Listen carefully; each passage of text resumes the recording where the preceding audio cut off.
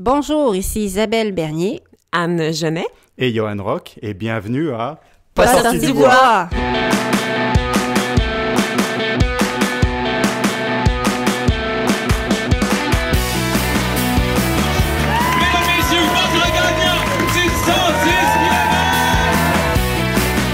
Si tu commences à te sentir bien en courant un ultramarathon, fais-toi-en pas, ça va passer.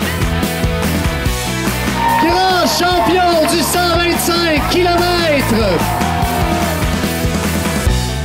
Oh, que j'avais hâte de vous parler du petit nouveau de NAC, les mélanges pour boissons Ultra Énergie, des nouveaux drink mix spécifiquement développés pour les athlètes d'endurance qui viennent en deux saveurs, melon d'eau et lime. Tu pognes ton sachet, tu le mélanges dans 500 ml d'eau et paf! 650 mg d'électrolytes, 8 g de protéines, 1300 mg de BCAA, 55 g de glucides et 250 calories. Puis au-delà des chiffres, maudit que ça goûte bon.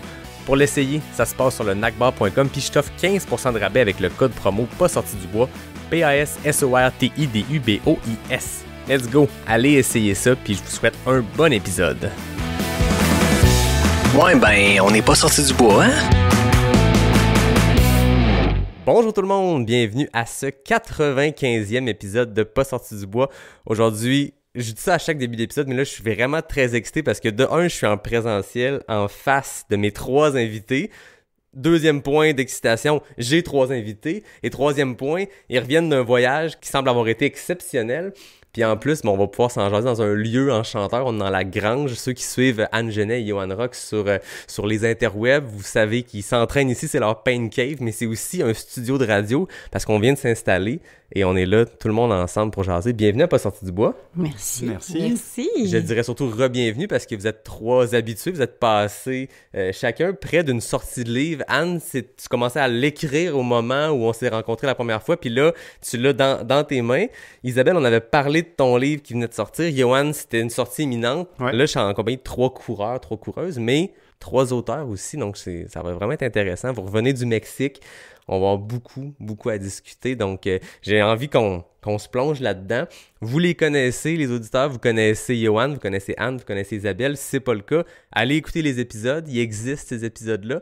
Mais là, j'avais même noté c'était quoi les numéros parce que là, ma mémoire me fait défaut. J'avais tout ça quelque part, ça serait embêtant de dire aux gens allez écouter les épisodes puis on leur donne pas le chiffre. Johan, t'étais là à l'épisode 31. OK. Anne, t'avais suivi à l'épisode 38. Et Isabelle, je t'avais reçu à l'épisode 53 l'été dernier. Donc, si vous les connaissez pas, allez les écouter. Puis on va revenir parce que là, vous ne demanderez pas une bio, tout le monde. C'est déjà fait une dernière fois.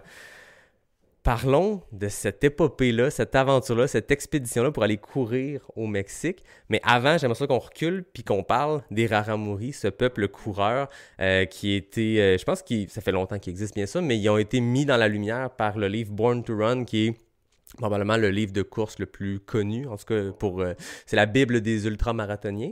Je te passe le bâton de parole. Isabelle, parle-moi de ce peuple, les Raramuri. En fait, je me suis fiée à ma lecture, puis ensuite à ce que j'ai découvert sur le terrain. Je dirais que l'observation que j'en ai faite, c'est que ce sont vraiment, effectivement, des gens très, très discrets. Je pense que plusieurs ont été désappointés, en fait, de la difficulté d'approche qui, je crois, n'était pas nécessairement due à la langue, mais vraiment à la culture. Mais personnellement, j'ai été fascinée aussi par... je sais pas, la présence, la simplicité. Je pense qu'il aurait fallu qu'on soit là pendant des mois pour pouvoir vraiment établir un contact, un contact véritable, un contact plus profond, mais ce sont des gens qui, à mon sens, vivent avec très peu, puis vont très loin, là. C'est impressionnant. Puis ils vivent dans les canyons de cuivre. Le vrai nom, Anne, est-ce que tu es capable de nous le dire? Copper Canyon. Ah, ok, en anglais, parfait, ça va bien. Oui. Barrancas del Cobre. Barrancas del Cobre, c'est bon. Juste une aparté qui n'a aucun rapport, mais personne ici parle espagnol, puis c'est moi qui me suis retrouvé quasiment l'interprète à un moment dans une anecdote avec l'armée mexicaine, ce qui est complètement absurde. Mais bref, oui, donc oui, mais non, le contact était, au-delà de la difficulté de la langue, effectivement, était très difficile. Mais de pas parler l'espagnol, c'était clairement une barrière pour nous tous. Mais c'est ça, c'est un peuple qui vit assez reclus, je sais pas si c'est le bon terme, mais ils vivent dans ces canyons-là, mais dans Born to Run, on apprend même qu'ils vivent un peu cachés, puis si tu les cherches par toi-même sans sans connaître quelqu'un qui peut t'y amener, tu les trouveras pas parce qu'ils vivent dans ces parois rocheuses-là. Ils sont quand même, j'étais surpris quand j'ai fait mes petites recherches, une population évaluée entre 35 et 70 000 raramuri. Bon, c'est un peu aléatoire, hein, entre 35 et 70 000, mais c'est quand même plus que ce qu'on imagine quand on lit Born to Run puis qu'on pense à ce petit peuple d'extrêmes coureurs. Puis j'ai l'impression qu'on en a vu, 200 peut-être sur les 70 000, on a quasiment vu personne. Mais je pense que c'est ça. Puis ils sont répartis là, à travers le territoire aussi. Puis il y en a qui descendent vers la ville. Ou montent. Hein? Beaucoup, c'est amusant parce que moi, j'avais lu sur... j'ai énormément lu avant de faire cette course-là. Puis j'avais été frappée par, bien sûr, leur timidité. J'avais lu que quand on entre sur le terrain d'un raramuri, on ne doit pas aller frapper à la porte. Donc, ils ont une timidité qui est culturelle. Puis, si on frappe à la porte, c'est comme si on faisait intrusion de manière extrêmement impolie chez eux. Donc, on doit commencer par se présenter sur leur terrain, attendre que le raramuri vienne t'accueillir. Donc, vienne te dire « Viens chez moi ». Donc, nous, en tant qu'Occidentaux, c'est sûr que on arrivait de manière très brusque dans leur vie, tu sais. Puis les fois même où on les prenait en photo, à chaque fois où j'avais un petit... Moi, j'avais un malaise. Oui, c'est ça, parce qu'ils aiment pas du tout se faire prendre en photo. D'ailleurs, c'est pour ça qu'ils ne regardent pas la caméra. Très souvent, sur les photos de raramuri, ils ont le regard carrément ailleurs. C'est parce qu'ils ne regardent pas l'objectif, ne veulent pas qu'on les prenne en photo. Puis tu disais tout à l'heure... C'était au niveau du contact. Justement, l'organisateur de la course, pour pouvoir organiser cette course-là, il expliquait qu'il fait affaire avec des locaux, mais des locaux mexicains, pas raramuri. Puis il y en a un en particulier qui s'appelle Octavio, qui lui est guide dans ces canyons-là et qui connaît des raramuri, incluant un spécifiquement qui s'appelle Chuy, qui parle et raramuri et espagnol, qui lui fait l'interface entre le Mexique et les raramuri. Et donc, dans ce cas-là, il fait l'interface entre le Mexique puis l'organisateur français. Tout ça pour pouvoir accéder à ces gens-là et les inviter éventuellement à participer à la course. Donc, il y a beaucoup d'intermédiaires, donc des intermédiaires au niveau linguistique et culturel pour pouvoir juste leur expliquer qu'est-ce qu'on fait ici. Voici l'événement qui est organisé, puis s'ils veulent bien venir.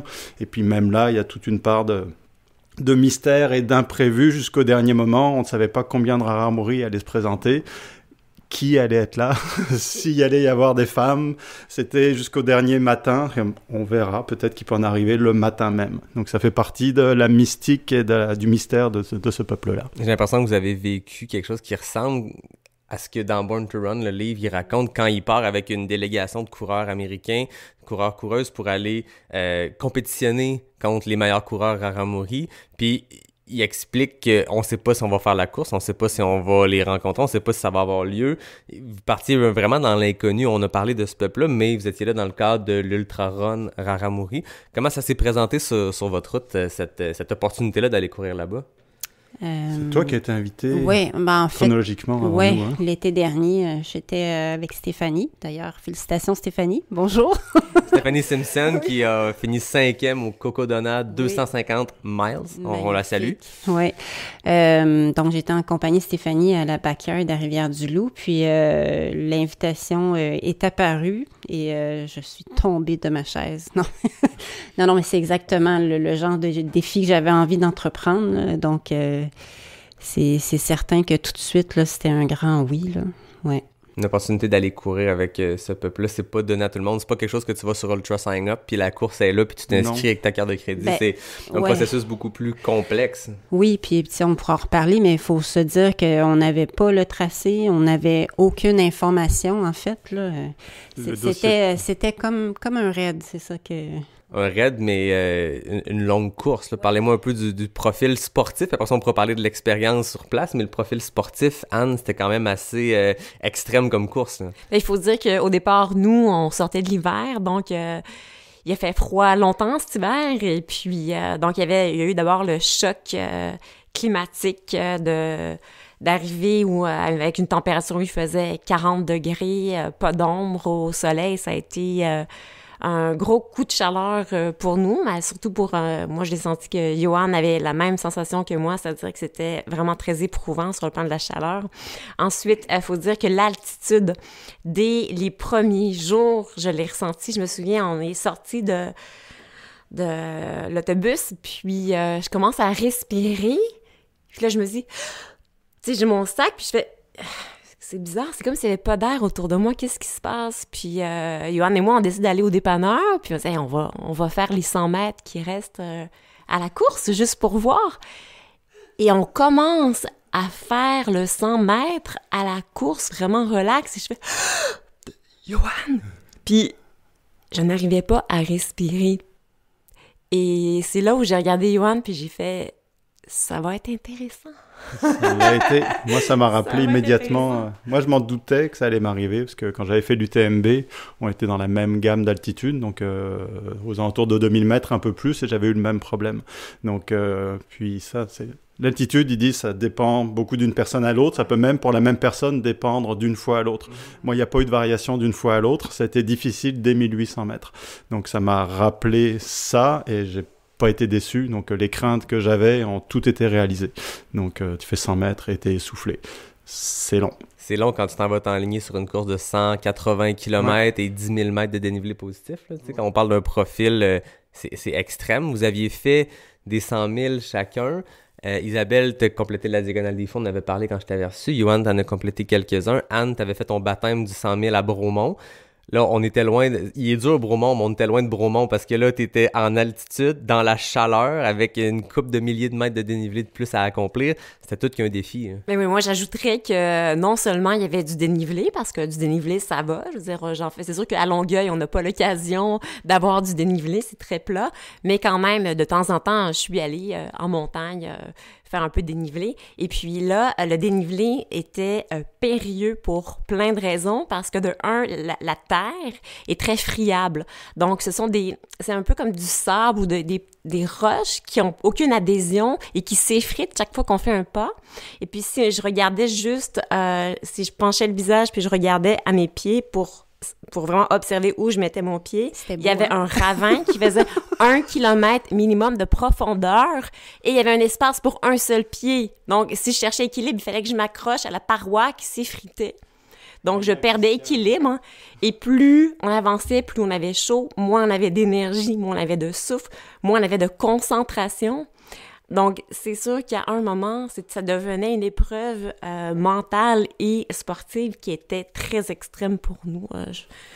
Oui, en effet. Ouais. Ouais. Moi, ça me rappelait, je savais aussi, là j'ai parlé de l'UTMB, j'ai fait la diagonale des fous aussi, puis je me doutais que ça allait être un mélange des deux. Donc au niveau du dénivelé, c'est comme l'UTMB a en gros le même dénivelé que la diagonale des fous, sauf que c'est pas du tout le même genre de pente. Puis là, en regardant un petit peu le profil de la course, je me dis que ça va être plus comme la diagonale des fous que l'UTMB, mais la diagonale, il n'y a pas trop d'altitude. L'UTMB, il y en avait. Puis là, ça va être comme les deux combinés avec tout ce qu'on n'a pas, c'est-à-dire l'acclimatation à la chaleur, l'altitude, et j'avais aucune idée de ce à quoi pouvaient ressembler les sentiers qui viennent d'être décrits par Anne. Tout ça combiné, ça a donné quelque chose de vraiment très difficile. Puis on parle de comparaison de deux courses qui sont des organisations énormes, avec des moyens logistiques, des moyens de support. Là, vous partiez un peu dans la brousse, j'ai l'impression. Là. Oui, puis il y avait très peu de points d'eau. Moi, je vais toujours me rappeler des points d'eau que j'avais notés dans mon calepin qui étaient bruns et orange. Non, mais tu sais, beaucoup de limitations. Puis, tu sais, on était pas mal en autonomie, donc on se fiait à ce qu'on avait dans nos sacs. Il y avait bien quelques points où on avait laissé des choses, mais j'aurais dû conserver le sac. Là, on était limité à un mini sac gris en plastique. Je vais t'envoyer la photo. Là, tout le monde était complètement désemparé, tu sais, quand c'était le temps de préparer nos petits sacs, mais ça a vraiment bien été. Quand même, ça a bien été, en fait. C'était une expérience intense. Moi, j'aime ça. La distance, en fait, le temps pour rallier deux checkpoints, deux ravitaux, était énorme. Là. Ouais. Donc, on passait. Je me souviens, par exemple, la diagonale, à un moment, il y avait deux ravitaux qui étaient séparés de 2,5 km, mais il faut plusieurs heures pour faire ces 2,5 km. Là, on parle de la même chose. Sauf que c'était des distances de 15 à 30 km. Donc, entre deux ravitaux, avec des canyons entre les deux. Donc, tu sais, quand tu quittes un ravito, t'es parti pour longtemps, tout seul, et tu dois dépendre de ce que tu vas trouver, mais on connaît pas le terrain. Donc, c'était vraiment éprouvant aussi de se lancer dans l'inconnu à chaque fois. Il y avait une seule rivière. Ouais, ben le bas du canyon, mais il faut se dire, tu sais, Ravito, là, c'était de l'eau, du coke, puis il y avait des soupes Great Value, poulet et nouilles. Et de la viande séchée. Donc, c'est ça. C'était vraiment notre petit sac qui était le trésor du moment. Plus, c'est ça, tu sais, on parle du temps pour rejoindre les différents points. Plus, la plupart d'entre nous, nous sommes égarés. Nous nous sommes égarés à plusieurs reprises. Donc, ça rallonge l'affaire. Il fallait se fier de tout petits rubans roses qui étaient la couleur de certaines feuilles de temps en temps. Et avec la lumière très vive, on n'arrivait juste pas à les voir. Donc, Johan et moi, je pense qu'on s'est perdu sur le... On a fait finalement 50 km. Là. Sur le 50 km, je pense qu'on s'est perdu au moins 30 fois? 30 ou 40 30 fois. 30 ou 40 fois. Mais on se basait, on n'avait pas tous, parce qu'on a eu le tracé GPS vraiment au dernier moment. Puis après, ça demande une compétence technique que certains n'avaient pas. Donc moi, j'avais le tracé GPS sur ma montre. J'avais mis en mode navigation que j'ai testé pour l'occasion pendant cette course-là. J'avais jamais testé avant. C'était très bien parce que dès qu'on s'éloignait de 20 mètres du tracé, la montre sonnait. Mais tout est pareil. Donc là, à un moment, la montre sonne. Puis là, tu regardes.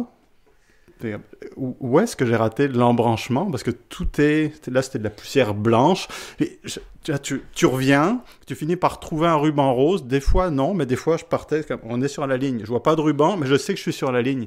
Mais à un moment, t'en vois un. Ouais, mais il y avait aussi que la trace qu'on nous avait fournie, on nous avait bien avisé qu'il pouvait y avoir 5 à 10 mètres de différence dans la réalité. Donc là, 10 mètres, quand t'es complètement perdu dans la brousse, ça peut être long. C'est pas du single track comme on est habitué au Québec, que tu suis le sentier puis tu te perds à Ricana. T'as pris un mauvais embranchement, mais il y a 2 options, puis c'est 2 rangées d'arbres serrées, puis tu peux juste aller là. Là, je suppose que c'est une course de désert, donc c'est vaste et les options de tracé sont multiples. C'est une remarque que... En plus, il y a des tracés partout qui sont pris par les raramuri, par les animaux. Donc, il y a plein de sentiers pas très visibles dans toutes les directions. Après, lequel est le bon? Nous, on n'en a aucune idée. Et puis, il y a aussi... Donc, moi, c'est l'impression que j'ai eue. Il y avait beaucoup de Français dans cette course-là qui sont plus habitués que nous à courir dans des sentiers secs. Okay. Et j'ai l'impression qu'ils suivaient, ils arrivaient à lire les traces beaucoup plus facilement que nous. Parce que nous, effectivement, c'est super facile le sentier. C'est comme... Il y a des arbres partout, sauf là. Donc, tu passes ici. Là-bas, il n'y a rien. Donc, eux, je les voyais, ils couraient, puis ils avaient l'air de savoir où ils allaient. Puis, comme, pourquoi ils vont là? Parce que, je vois rien. Parce que, je vois absolument rien, mais ils ont l'air de savoir où ils vont. Donc, nous, ça avait l'air d'être un désavantage. En tout cas, moi, j'arrivais pas à lire le tracé. Puis après, en plus, il y en a 50. Donc, bonne chance. Mais je suppose que vous êtes... Parlez-moi de la préparation pour ça, dans le sens où vous partez à l'aventure. Tu sais, quand tu t'inscris à une course, que l'objectif soit de compétitionner ou juste de la terminer, ce qui est déjà un grand défi quand on parle d'ultra, ça demeure qu'on connaît les paramètres, on arrive là avec une idée de ce que ça va être. Là, est-ce que vous étiez vraiment en mode ça sera ce que ça sera, parce que les infos rentrent à la dernière minute, les infos sont manquantes. C'est une course où il y a une trentaine de coureurs. C'était 20 non-raramuri et 20 raramuri. Moins que ça. C'est 25 quarantaine de personnes 28. Sur 180 km. Je suppose que vous arriviez là avec un état d'esprit peut-être différent. Comment vous, est-ce que vous aviez peur de vous rendre là-bas? Y avait-il des craintes? Y avait-il des zones grises qui vous faisait peur, ou on part à l'aventure et ça va être le fun? Moi, je dirais que c'était la première fois que je me préparais de cette façon-là. C'est-à-dire qu'il y avait tellement d'incertains, tellement d'inconnus, que je me suis dit, advienne que pourra. Je me suis dit, je fonce dans l'aventure, et j'avais l'impression que je plongeais. J'avais l'impression que j'avais ouvert la porte d'un avion, puis que j'allais me parachuter dans une aventure où je pense que ce que je devais avoir comme état d'esprit, c'était advienne que pourra, je vais faire ce que je peux. Donc, c'est sûr qu'il faisait froid, il y avait de la neige chez nous, donc nous, on n'a pas pu s'entraîner ni à faire du dénivelé, ni à courir à la chaleur. Donc, je savais déjà qu'au départ, je pouvais pas me préparer pour ça. Ensuite, on travaille, c'était la première fois que j'étais autant occupée, donc j'avais très peu de temps pour me préparer. Alors, je me suis dit, regarde, écoute, Anne, si tu as à faire 30 minutes le matin de course, 30 minutes le midi, puis que c'est ça, ton entraînement, ce sera ça. Je pense que je me suis dit, en fait, j'avais confiance en moi, que je suis quelqu'un qui est capable de saisir les occasions qu'on me donne, puis juste de me laisser aller. Puis je me suis dit, même à la limite, je veux pas trop en savoir. Je voulais même, tu sais, on regardait la map, puis je me disais, non, je suis pas vraiment certaine que je veux voir le tracé. Je voulais y aller vraiment comme sautons, fonçons, puis advienne que pourra. L'inconnu faisait partie de l'aventure. Oui, tout à fait, ouais. C'était pas mal la constante tout le long, là, de toute façon, parce que c'est quand nous, on avait été invités, je pense j'avais reçu le dossier de presse, puis je te l'avais envoyé. Puis le dossier de presse était formaté, c'était horrible. Puis l'information qui était dedans était pas très complète ou informative. Puis quand on demandait à l'organisateur, finalement, on a fini par comprendre. C'est parce que tout se décide au dernier moment en fonction de la situation locale, en fonction de qui sera là, où on peut passer. Donc c'était jusqu'au départ, on sait pas trop. Donc c'était vraiment le thème de cette course-là. Puis en plus moi je l'ai pas relu, j'avais lu Born to Run en 2009 ou 2010, donc c'était lointain. Toi tu étais en train de le relire, puis tu avais lu d'autres livres sur les Raramuri. Puis à chaque fois qu'elle me citait des descriptions des canyons, j'aurais préféré pas les entendre. Parce que ça faisait juste rajouter, oh là là, qu'est-ce qu'on a fait là? Parce que c'était à chaque fois, c'est diabolique, ils sont réfugiés là, il y a plus personne ils se sont vraiment réfugiés là, il y a personne qui va les chercher, on comprend pourquoi. Donc, puis plus tu me lisais des extraits, à chaque fois, oh non. Puis on n'a pas été déçus non plus. Les pauvres jésuites qui ont fait ça en soutane, hein? Et on riait dessus quand on disait ça. Toi, Isabelle, Ben moi, c'est l'aventure, en fait. Ça m'a confirmé que c'est vraiment ça qui me nourrit, là. C'est sûr que c'était très difficile, là, mais c'est certain que j'ai l'opportunité ponctuellement de travailler sur le terrain pour une organisation qui prépare des défis de ce genre-là. Mais dans le multisport aussi, c'est peut-être plus balisé. Et ça fonctionne différemment là, au niveau de l'organisation, puis des athlètes aussi, mais ça me donnait peut-être là, cet acquis-là, puis le fait aussi que je m'entraîne beaucoup en montagne, ça allait. Moi, je me sentais excitée, soulagée de laisser mes enfants à la maison. Et puis, c'était vraiment un plongeon aussi, là, mais comme un grand saut avec beaucoup d'anticipation, mais avec effectivement la conscience du fait que, tu sais, on est parti d'ici, il faisait entre -6 et -11, puis on arrivait là-bas, c'était 40 ressentis, je suis pas mal certaine pendant la journée, parfois jusqu'à 50. Donc, tu sais, déjà, c'était comme un handicap, je pense, là, mais ça faisait partie de l'histoire, là. Sans eau, je dois ajouter aussi sans que eau, c'est sans eau. Sans eau, ça, c'était... En fait, je sais pas, moi, comment j'ai fait pour pas avoir de maux de tête de déshydratation. Peut-être que ça a été tellement long que psychologiquement, je me suis conditionnée, mais tu sais, puis ça, c'est souvent une difficulté pour moi, l'alimentation, l'hydratation, puis là, j'ai été vraiment impressionnée, là. Parce que la course, comment c'était décrit à la base, mais la première fois que j'avais vu ça, puis il y avait annoncé toi et Stéphanie, je crois, puis il y a eu d'autres Québécois en cours de route, c'était vraiment l'aspect compétition derrière ça. Puis je me rappelle, il y avait quand même des athlètes, un Julien Chaurier qui est un des grands coureurs européens. Il y avait cet aspect-là, compétition. Mais après ça, je me rappelle, il y avait une catégorie spéciale pour Isabelle. Puis je pense que vous avez rejoint cette catégorie-là qui était les athlètes symboliques, je me rappelle pas. L'équipe, le special team. C'est ça. Fait que t'avais l'esprit compétitif de on va aller envoyer des Julien Chaurier puis d'autres coureurs de très haut niveau internationaux aller compétitionner avec ce peuple-là. Puis il y avait, moi je vous entends les trois, j'ai l'impression que l'aspect sportif est un prétexte pour une rencontre culturelle, humaine, une expérience, une aventure. Puis la course après ça, ben Isabelle, tu l'as terminé, Johan, Anne, vous l'avez pas terminé, mais je vous sens encore sur votre nuage, puis l'aspect compétitif était complètement tassé. Bon, c'est facile de dire que c'est tassé quand on finit deuxième, on reviendra là-dessus, Isabelle. Mais je sens que c'était vraiment le côté très... C'était... pas choc culturel, rencontre culturelle avec ces gens-là. L'organisateur, on a parlé avec lui parce que justement, c'était pas une source de discorde, mais comme lui insistait beaucoup et à répétition sur les réseaux sociaux sur on veut essayer d'aller battre les Raramuri sur leur terrain, tatati tatata. Puis, mais lui, c'était en gros son pitch de vente pour les médias. Donc, il dit parce que les médias, pour les intéresser, il faut qu'il y ait un aspect compétitif. Donc, Julien Chaurier était effectivement là pour jouer ce rôle-là, même si lui était pas là pour essayer de les écraser à tout prix.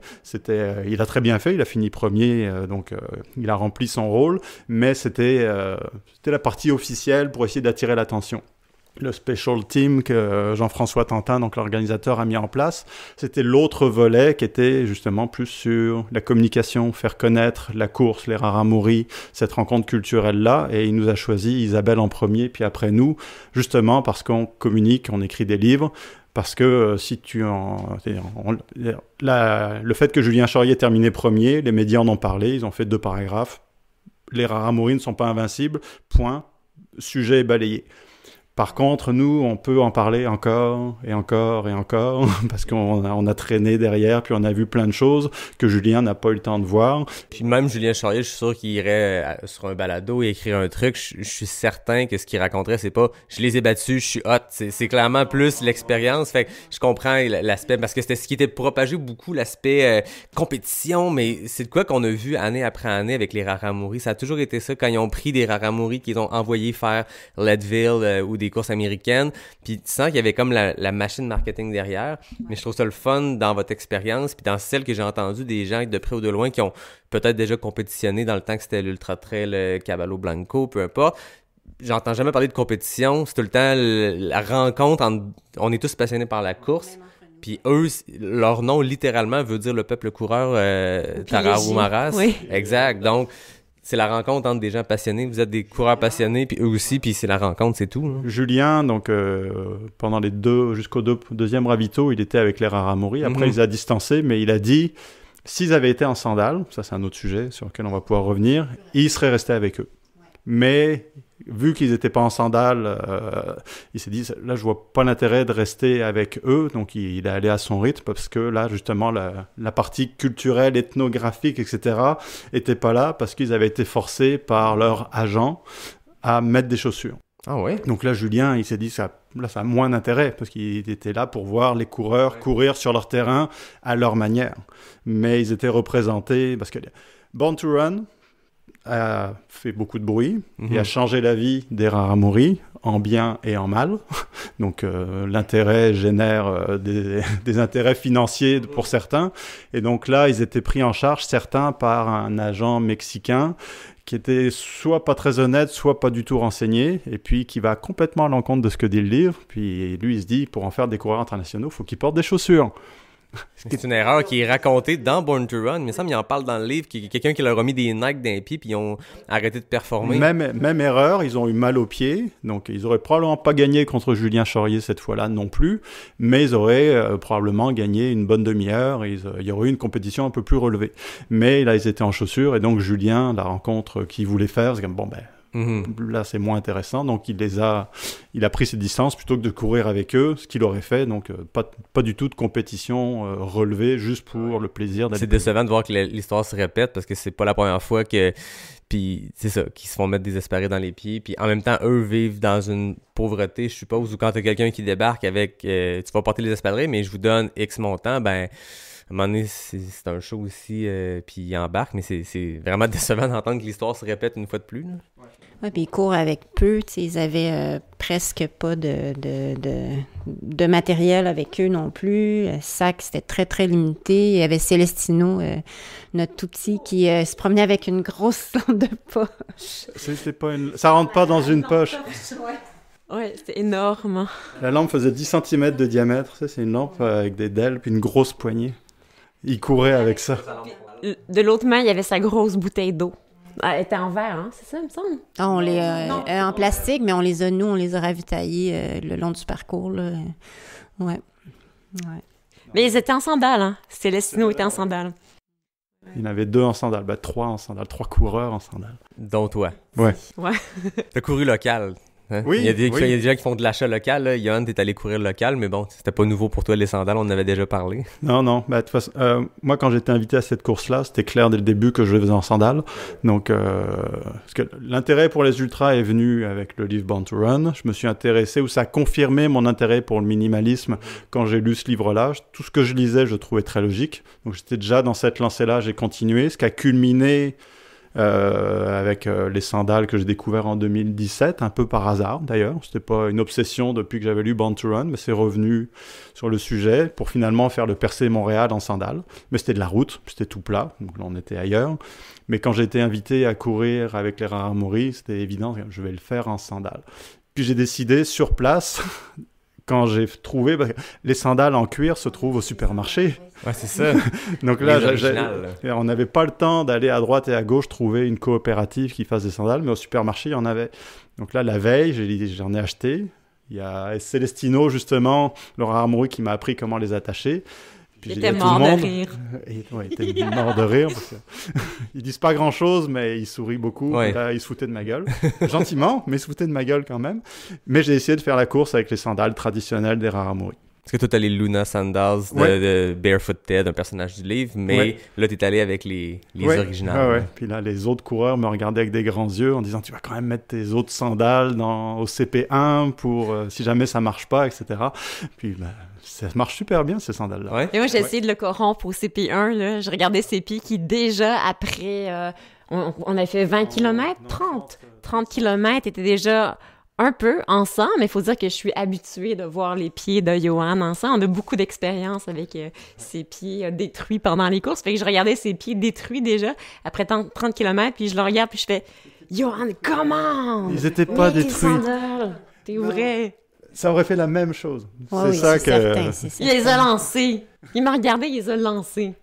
Si j'avais mis les Luna que j'avais, ça aurait... Parce que il faisait froid. Ça fait 6 mois qu'il fait froid. J'avais pas envie d'avoir froid aux orteils, donc j'ai pas mis de sandales depuis 6 mois. Donc, que ce soit les Luna ou les sandales en cuir, ça a frotté sur la peau, et donc ça finit par saigner. Mais ça aurait fait ça, peu importe les sandales. Donc, arrivé au bout de 30 et quelques kilomètres, le cuir, à certains endroits, avait la couleur du sang, plus la poussière par-dessus. Mais ça fonctionnait bien.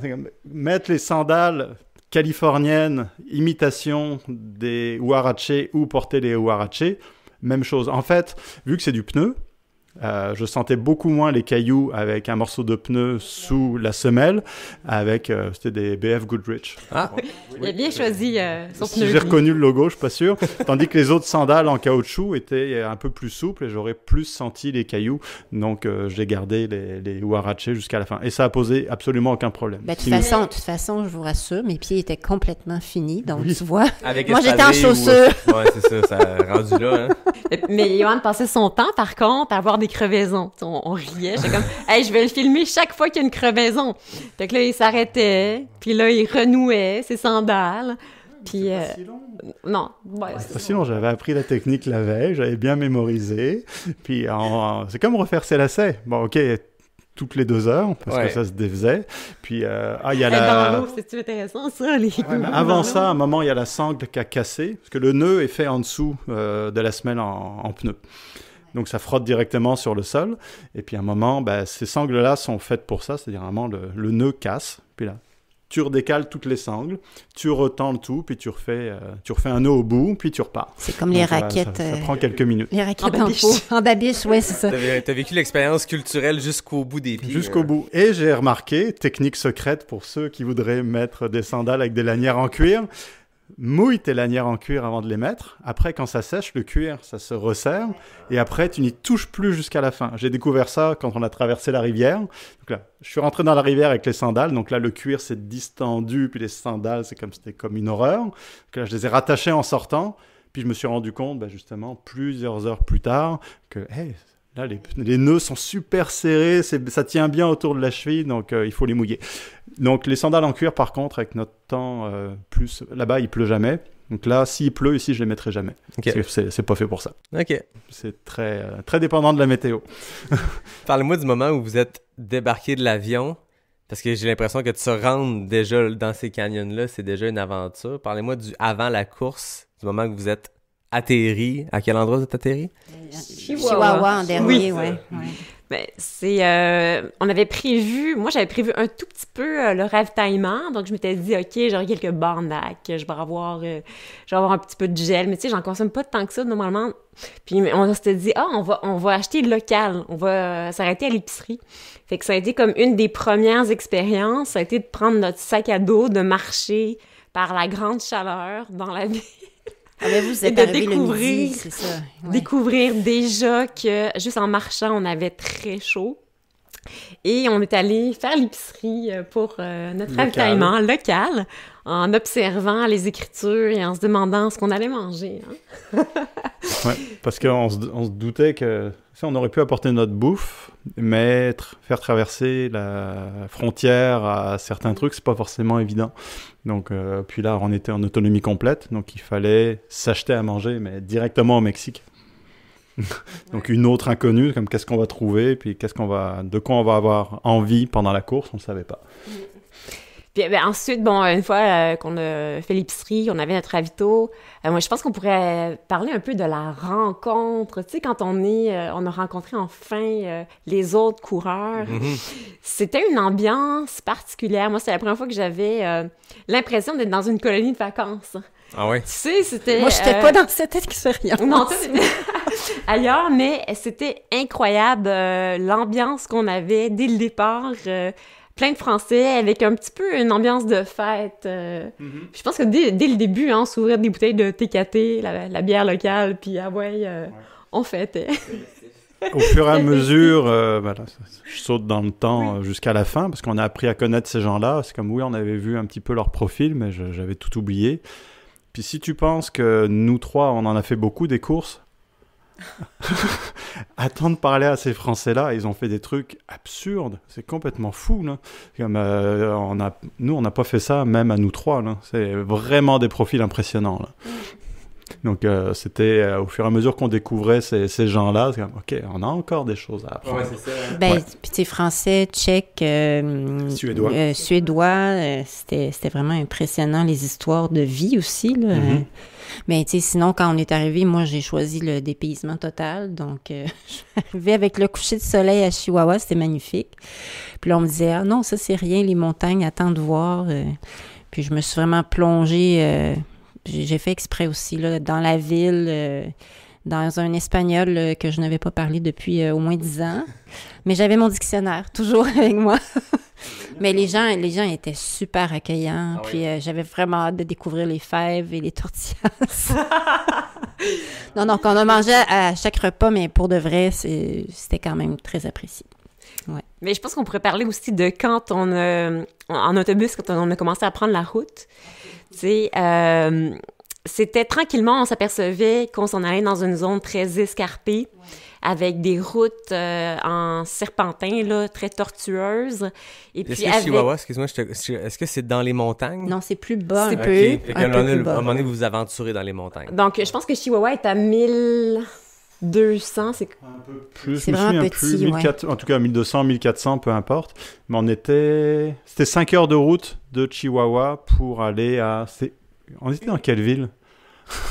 Le nom, hein, c'est vrai, moi aussi, à chaque Arepo, je crois. Arepo, Je OK. crois. Tu vois, même maintenant, on ne sait pas dans quel village on a été hébergé. Parce qu'on le Je trouve pas sur Google Maps. Faut sûrement... Oui. crois que c'était Arepo, mais c'est à vérifier. 5 heures de route entre Chihuahua et OK. Arepo. Donc, Chihuahua n'est pas dans les montagnes, mais quand on arrivait en avion, puis même en voiture, on voit que c'est désertique, puis il y avait déjà du relief, mais rien comparé à Mais 5 heures de l'arrivée route, clairement, c'est pas de la vin tranquille. Ah là, non, ça devait être... en revenant, tout le monde était malade. Ah ouais, mal de cœur garanti ou argent remis, là. Avec la conduite mexicaine aussi. Et la ça veut dire musique. que les Mexicains conduisent comme des malades, comme des fous. Même le chauffeur, il doublait constamment. Il y avait une voiture à un moment qui avait... faut dire que les voitures mexicaines sont défoncées. Déjà, c'est des tacos qui roulent sans fenêtre, sans direction. Donc, Sans carrosserie. sans carrosserie, sans pare-brise. Puis à un moment, je regarde celui qui était avant nous puis qui conduisait en me disant « Mais comment est-ce qu'il peut conduire comme un débile comme ça? » Puis là, je m'aperçois, il a genre peut-être comme 12 ans, le petit. Puis il tenait son volant parce qu'il n'y avait plus de direction, fait qu'il tenait tout croche, puis il regardait par la fenêtre pour se fier sur les lignes parce qu'il voyait rien. Dans des ravins. Fait que, on a même vu une voiture Dans le ravin. Dans le ravin, ouais. Ah ouais. juste un peu avant nous, elle était dans le ravin, puis le conducteur de l'autobus continuait à conduire comme un malade. On était tous blancs, là. Ça faisait 5 fois qu'on lui disait de ralentir, que c'était pas nécessaire de doubler par l'extérieur, dans un virage, avec un ravin à gauche, en montant. Comme, tu doubles un camion, tu vois rien. C'est comme, on est 20 dans l'autobus, c'est comme, on n'est pas pressé. Mais lui, il s'en foutait. Donc, ouais. Ouais. Puis là, quand on est arrivé enfin à la partie touristique où il y a une vue, un panorama sur les Copper Canyon.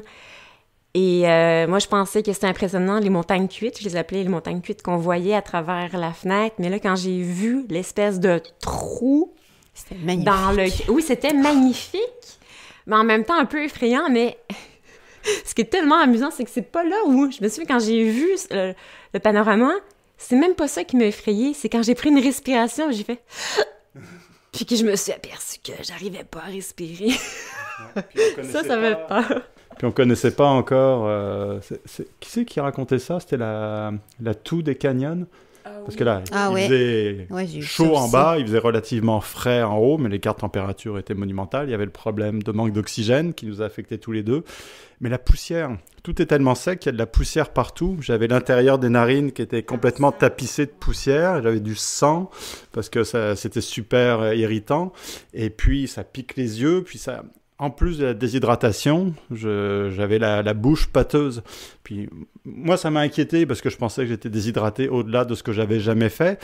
Mais non, après, on a appris. Si j'avais su avant, ça m'aurait rassuré que ça fait ça à tout le monde. C'est la poussière partout. Puis que l'organisateur, ah oui, ça m'a fait ça aussi quand on était en bas d'un 15. Comme j'aurais aimé le savoir avant, au moins j'aurais su que... Ça finit par passer. Ça n'a pas eu le temps de passer. Mais quand tu sais ce qui t'arrive, c'est toujours mieux. Ouais. Là... Tu manques d'eau, tu sais pas si tu vas pouvoir te ravitailler, il continue à faire chaud, puis tu as la bouche pâteuse, puis tu commences à zigzaguer. C'est comme, bon, c'est tout. Il y a trop de choses nouvelles en même temps. Tout ça, on était vraiment très très loin de ce qu'on connaissait. Donc, mais connaissant maintenant ce qui nous attendrait, si on y retournait, ça se passerait mieux. Mm-hmm. Donc, mais c'était beaucoup de choses nouvelles en même temps. Toi, Isabelle, l'adaptation au canyon, ces premières heures-là, comment t'as trouvé ça? Est-ce que ça t'a effrayé pour la course, voyant manquer d'oxygène, voyant l'état dans lequel t'étais? Ben non, parce que ça m'est arrivé quelques fois déjà, là, en d'autres circonstances. Moi, je pense que ce qui... après je dirais le premier 20 minutes, mais ça, je vis ça pas mal toutes les courses, là, une espèce de pic d'anxiété, même si on est content puis excité de partir. Puis là, quand on a commencé à descendre, je me sentais en béatitude, là. Je savais que j'aurais mal aux jambes, là, mais non, non. Puis je pense que tout ce qu'on pouvait faire par rapport à l'altitude, c'est l'accueillir, là. Je constate que j'ai encore envie de vivre ce genre d'aventure, mais il faudrait que je sois mieux préparée pour l'altitude, effectivement. J'avais des comprimés, j'avais des solutions, mais quand même, là, je pense qu'on peut toujours mieux se préparer. Puis la chaleur, ben c'est la même chose. Il fallait qu'on fasse avec. Puis sinon, ben après... ben là, c'était la découverte, l'inconnu. Je me sentais plus frustrée au début quand je m'égarais. Mais encore là, il y avait la magie du chien, 3 chiens qui me disent que c'est par là qu'il faut aller. Mon application Gaia, parce que moi, j'avais pas de montre avec une carte, je pense que j'ai été bénie quand même à quelque part là-dedans. Là, mais...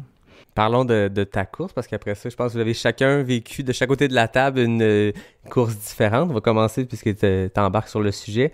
Comment s'est passée ta course? J'ai vu on va voler le scoop. Tu as terminé 2e ex aequo avec une coureuse du nom de Olivia Durocher. À quel moment vous êtes mis à courir ensemble comme ça? Ben en fait, quand on est arrivé à la base dans le creux, là, les canyons, au cours d'eau, donc on repartait pas mal en même temps, donc on s'est mis à monter en même temps. Puis il y avait... moi, j'avais Jean-Philippe qui me suivait. Jean-Philippe qui est le traducteur français de Born to Run, que j'avais semé quelques fois, bien malgré moi.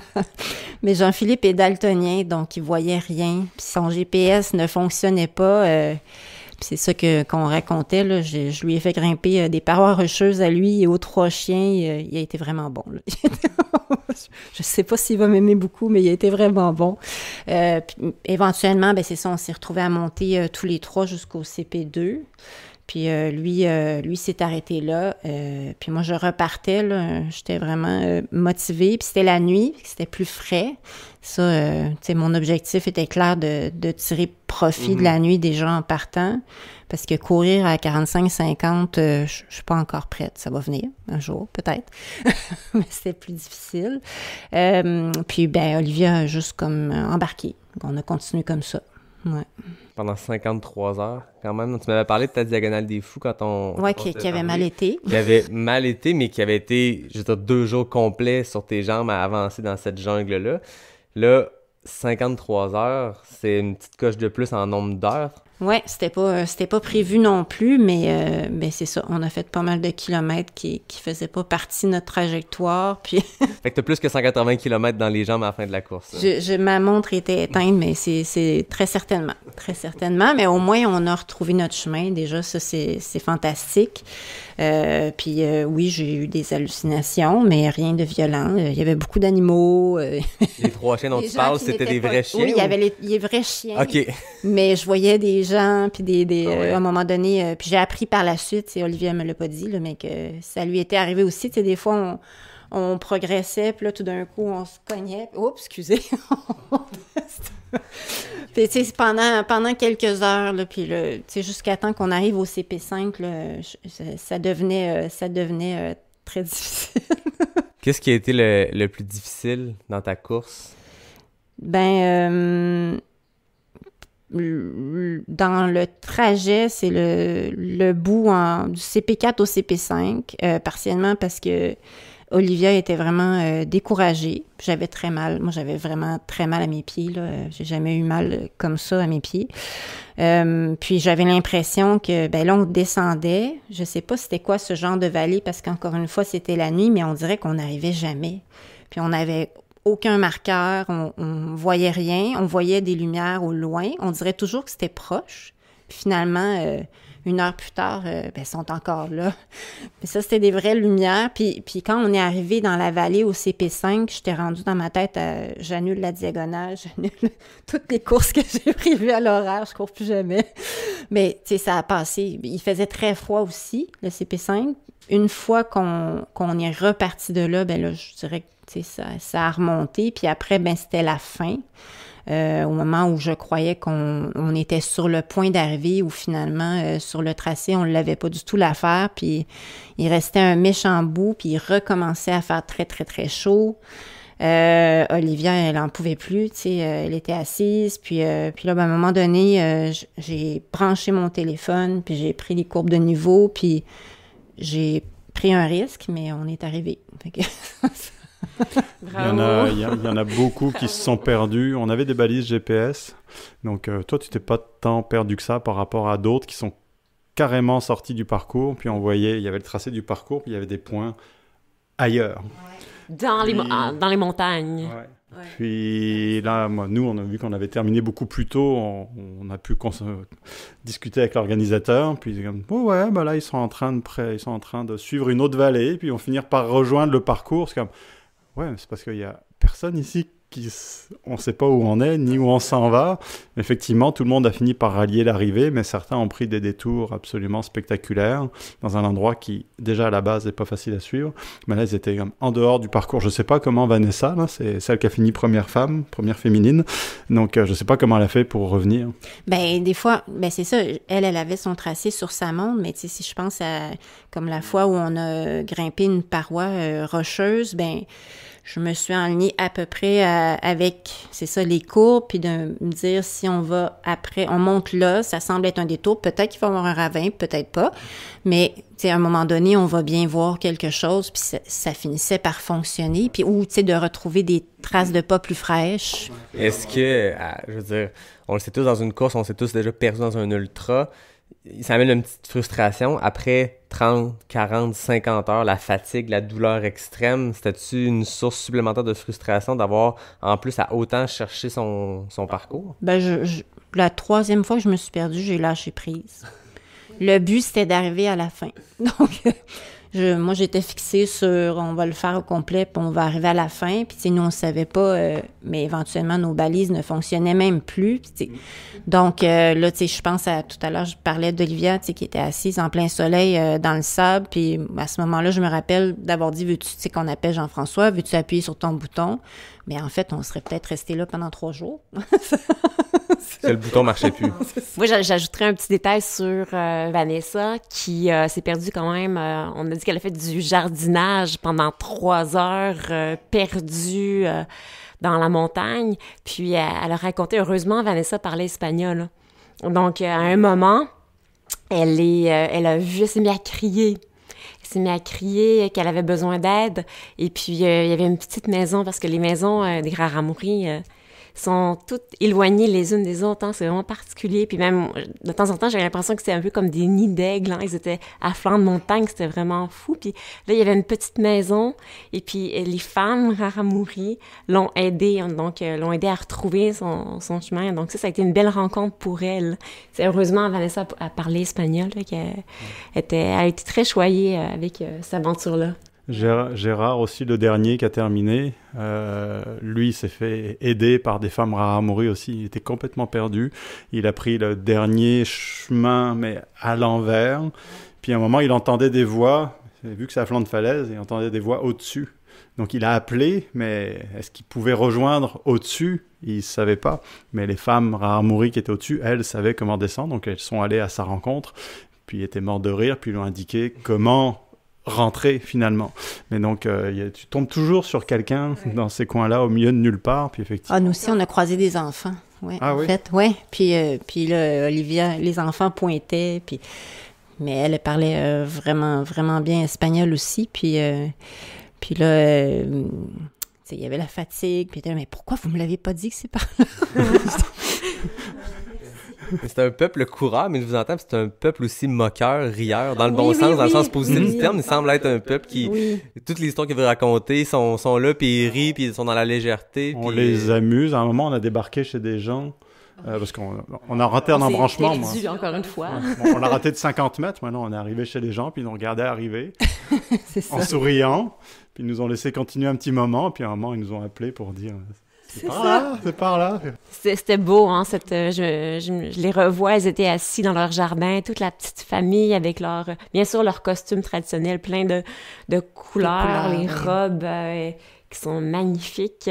Puis ils étaient juste assis en train de prendre du bon temps. Hein. Je pense que si on avait une image à donner des Raramuri, c'est que c'est des gens qui sont capables de s'asseoir pendant des heures et de ne faire rien d'autre chose que de regarder le paysage. Moi, j'aimerais être dans leur tête pour voir à quoi ils pensent. D'après moi, ça doit être des super poètes, là, ces gens. Ah oui. Mais tu sais, ici, en Occident, on est surstimulé, tu sais. Je veux dire, on est testé en ce moment, il y a plus d'ordinateurs sur la table qu'il y a d'humains, mais je veux dire, eux, ils ont peut-être cette capacité-là parce que peut-être qu'ils n'ont pas connu ça, puis c'est une qualité exceptionnelle. Ils sont chanceux peut-être de ne pas avoir connu ça. Ça nous apporte plein de positifs, mais plein de négatifs. Eux, comme tu dis, combien de personnes sont capables de s'asseoir puis d'observer pendant des heures la vie qui passe? Ils sont pas en voyage puis ils voient de quoi de nouveau, ils sont devant chez eux, ils sont dans leur quotidien, ils sont capables de prendre ce temps-là, de se poser. C'est assez exceptionnel. Là. Les 2 premiers Raramuri qui sont arrivés, donc c'est Celestino et son frère, dont j'ai oublié le nom. Donc c'est les seuls qui ont couru en sandales. Eux, ils sont arrivés la veille, le matin, et ils sont restés assis toute la journée à ne rien faire. De notre point de vue, en tout cas, ils attendaient. Ils ont attendu toute la journée. En souriant, le petit... En regardant.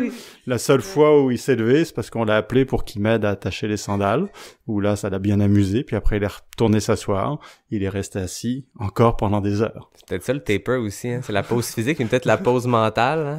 Des fois, notre taper, c'est le moment où on est le plus surstimulé parce qu'on court moins, donc on fait plus de Netflix ou je sais pas quoi. Eux, ils ont cette capacité-là, pré-course à... C'est magnifique.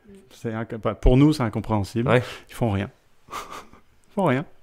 Ils attendent. Ben, c'est une qualité qu'ils ont. Ils ont une chance, je sais pas si c'est le bon terme, mais je pense qu'ils ont su...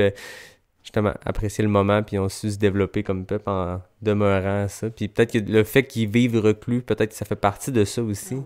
Ça rejoint ce que je disais, c'était Daniel Lieberman, qui est beaucoup cité dans Born to Run. donc qui est chercheur au MIT à Boston. Lui, il a écrit un deuxième livre pour démolir, pas démolir, le mot est trop fort. Relativiser.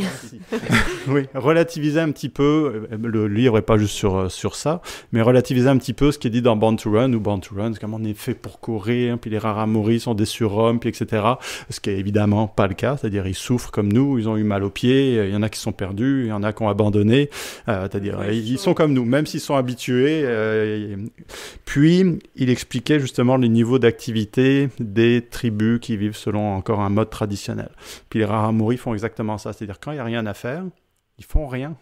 Ils passent la plupart du temps à attendre parce que c'est une façon d'économiser l'énergie, son effort. C'est comme s'il n'y a rien à faire. Pourquoi faire quelque chose? Ce que nous, on a clairement oublié, c'est qu'il faut toujours qu'on fasse quelque chose. On ne peut pas rester immobile. Eux, ils vivent de manière traditionnelle, c'est-à-dire s'il n'y a rien à faire, ils attendent. Donc on l'a vu, puis c'est très surprenant à voir, puis ça nous déstabilise, mais eux, ils vivent ça comme 100%. La plupart du fois, on les voyait ne rien faire. Mais moi, j'ajouterais une bémol en disant que par contre, quand ils faisaient quelque chose, ils faisaient, je me souviens tout le temps de la fois où j'ai vu les enfants, tu te souviens quand les enfants sont descendus des montagnes le matin pour se rendre à l'école, les petits en train de courir, mais c'était si beau, parce que pour se déplacer, bien sûr, dans leur culture, ça se fait en courant. Tout naturellement en courant. C'était... moi, c'est venu chercher une partie de moi parce que je me suis dit « Hey Anne, en réalité, toi aussi, t'es une Raramuri parce que j'ai toujours envie de me déplacer en courant. Dans la vraie vie, c'est comme ça. Moi, j'irais à l'épicerie en courant, puis je me suis reconnue en eux. J'ai dit « Tu vois, c'est normal, Anne. » C'est plus le fun, puis c'est plus rapide. Oui. Moi, je me rappelle, une fois, je parlais avec un ami, puis j'ai sorti cette citation-là sans avoir l'impression d'être en train de sortir une citation. Mais, tu sais, je disais, mettons, me rendre à l'épicerie, j'habitais avant en ville à Québec, puis j'étais à, mettons, 500 mètres. Mais si je le marche, ça va moins vite que si je cours. Courir, ça va plus vite que marcher. Puis c'est pas dans une optique de je vais aller plus vite, c'est bien plus agréable. Fun, c'est niaiseux de même. Mais c'est beau de voir qu'ils ont cette capacité-là, puis je pense qu'on l'a perdu peut-être... avec les décennies, les siècles de vivre en société, mais eux vivent aussi en société d'une autre façon, mais ils ont gardé cette capacité-là d'être capable de rien faire. C'est une très belle qualité. On aimerait ça être capable de rien faire parfois, souvent. Oui, on l'a clairement oublié. On a parlé de la course d'Isabelle. La vôtre a été un peu différente, tout aussi intéressante. J'ai le goût de vous entendre sur ce 50 km-là qui semble avoir été un 50 km marquant. Ouais. Comment raconter cette course-là? Moi, j'ai le goût de raconter juste les beaux moments qu'on a vécus parce que, tu sais, de courir dans des ravins, c'est sûr que ça demande beaucoup de technique, mais en même temps, le paysage était formidable, était si beau. Tu te souviens quand on a croisé, par exemple, le rocher percé? J'avais l'impression qu'il y avait un rocher percé dans la montagne. Hein? Ouais, il y avait des arches naturelles à un moment, on passe dedans. Qui était vraiment formidable. Puis il y avait aussi toute cette petite maison-là qui était toujours cachée, soit en hauteur ou soit dans le fond, vraiment en profondeur, ou encore carrément, il y avait des maisons qui étaient sur les sentiers. Donc le sentier était très, très, très étroit. Puis tout d'un coup, tu croisais une maison qui était installée là, sur le sentier. J'ai trouvé ça tellement impressionnant. C'était un paysage qui m'a mis à bout de souffle, qui m'a charmé. C'était vraiment une belle aventure pour ça. Il y a eu le moment où on était très épuisés, puis on se disait, il y a une rivière. Il paraît qu'il y a une rivière quelque part, mais on la voyait juste jamais. Puis là, on est passé, il y avait une genre de grotte. Puis on dit que les Raramuri ont des maisons dans les grottes, hein, c'est un mythe. Et puis on s'est dit, on pourrait se reposer là. Puis finalement, il y avait les vaches qui utilisaient cet endroit-là plus pour leurs besoins, fait que c'était plein de bouses de vaches. Fait qu'on n'a pas dormi là, mais on a fini par dormir au bord de la rivière, sur un petit coin de sable magnifique. On était couchés là, puis on avait les étoiles. Je pense que j'ai jamais vu autant d'étoiles. C'était tellement féerique. Fait que c'est ça, il y a eu plein de tellement beaux moments. C'était jusqu'à ce qu'on se fasse déranger par Théo. Ah oui. Parce qu'on a essayé de dormir, donc là on était en plein milieu de la nuit. On s'est arrêté à peu près 45 minutes, 1 heure. On essayait de dormir. Là, tu avais ton sac de couchage. Moi, je voulais pas en prendre. Elle en a pris un. C'était une bonne décision pour dormir sur le sable. Puis on s'est fait réveiller par un Français qui, lui, était complètement perdu. Ouais. Donc, était totalement désorienté, qu'on avait laissé avant. On l'avait doublé. Puis, il avait dit, quand vous arriverez au CP2, prévenez qu'ils viennent me chercher. Sauf qu'on était 10 heures plus tard, puis on n'était toujours pas arrivé au CP2. On était au fond du canyon, il fallait remonter. Donc, lui, il a fini par nous rejoindre avant qu'on prévienne qu'il voulait plus avancer. Puis, mais là, lui, était complètement désorienté. Il avait soif, d'ailleurs. Il était très déshydraté. Ouais. Puis, ça a été d'ailleurs une autre... justement, on parlait tout à l'heure de ceux qui se perdaient, puis etc. Lui, Théo, on pensait que c'était le dernier, derrière nous. C'était pas le dernier, mais nous, on le savait pas. Puis là, on l'a accompagné à essayer de, justement, continuer à suivre la rivière, traverser la rivière, puis ensuite monter vers le CP2. Puis à un moment, quand on s'est dit, bon là, on monte, le sentier était assez évident, on a pris notre rythme, on a laissé Théo derrière. On est arrivé au CP2, puis là, on s'était dit, à ce moment-là, à cause de la chaleur, la déshydratation, etc., que, OK, on a fait 50 et quelques kilomètres, ça suffit, on arrête là. Puis on va attendre que Théo arrive. Donc Anne a essayé de dormir. Tu n'y arrivais pas parce que tu étais nerveuse. Moi, j'arrivais pas à dormir non plus parce qu'on se demandait... Où est Théo? Où est Théo? Et à moi, il y a un coureur qui arrive. Mais c'était pas Théo. C'était Gérard. Non, c'était pas Gérard. Non, c'était Bernard. Ouais. C'était Bernard. Bernard arrive. Là, mais c'est qui Bernard?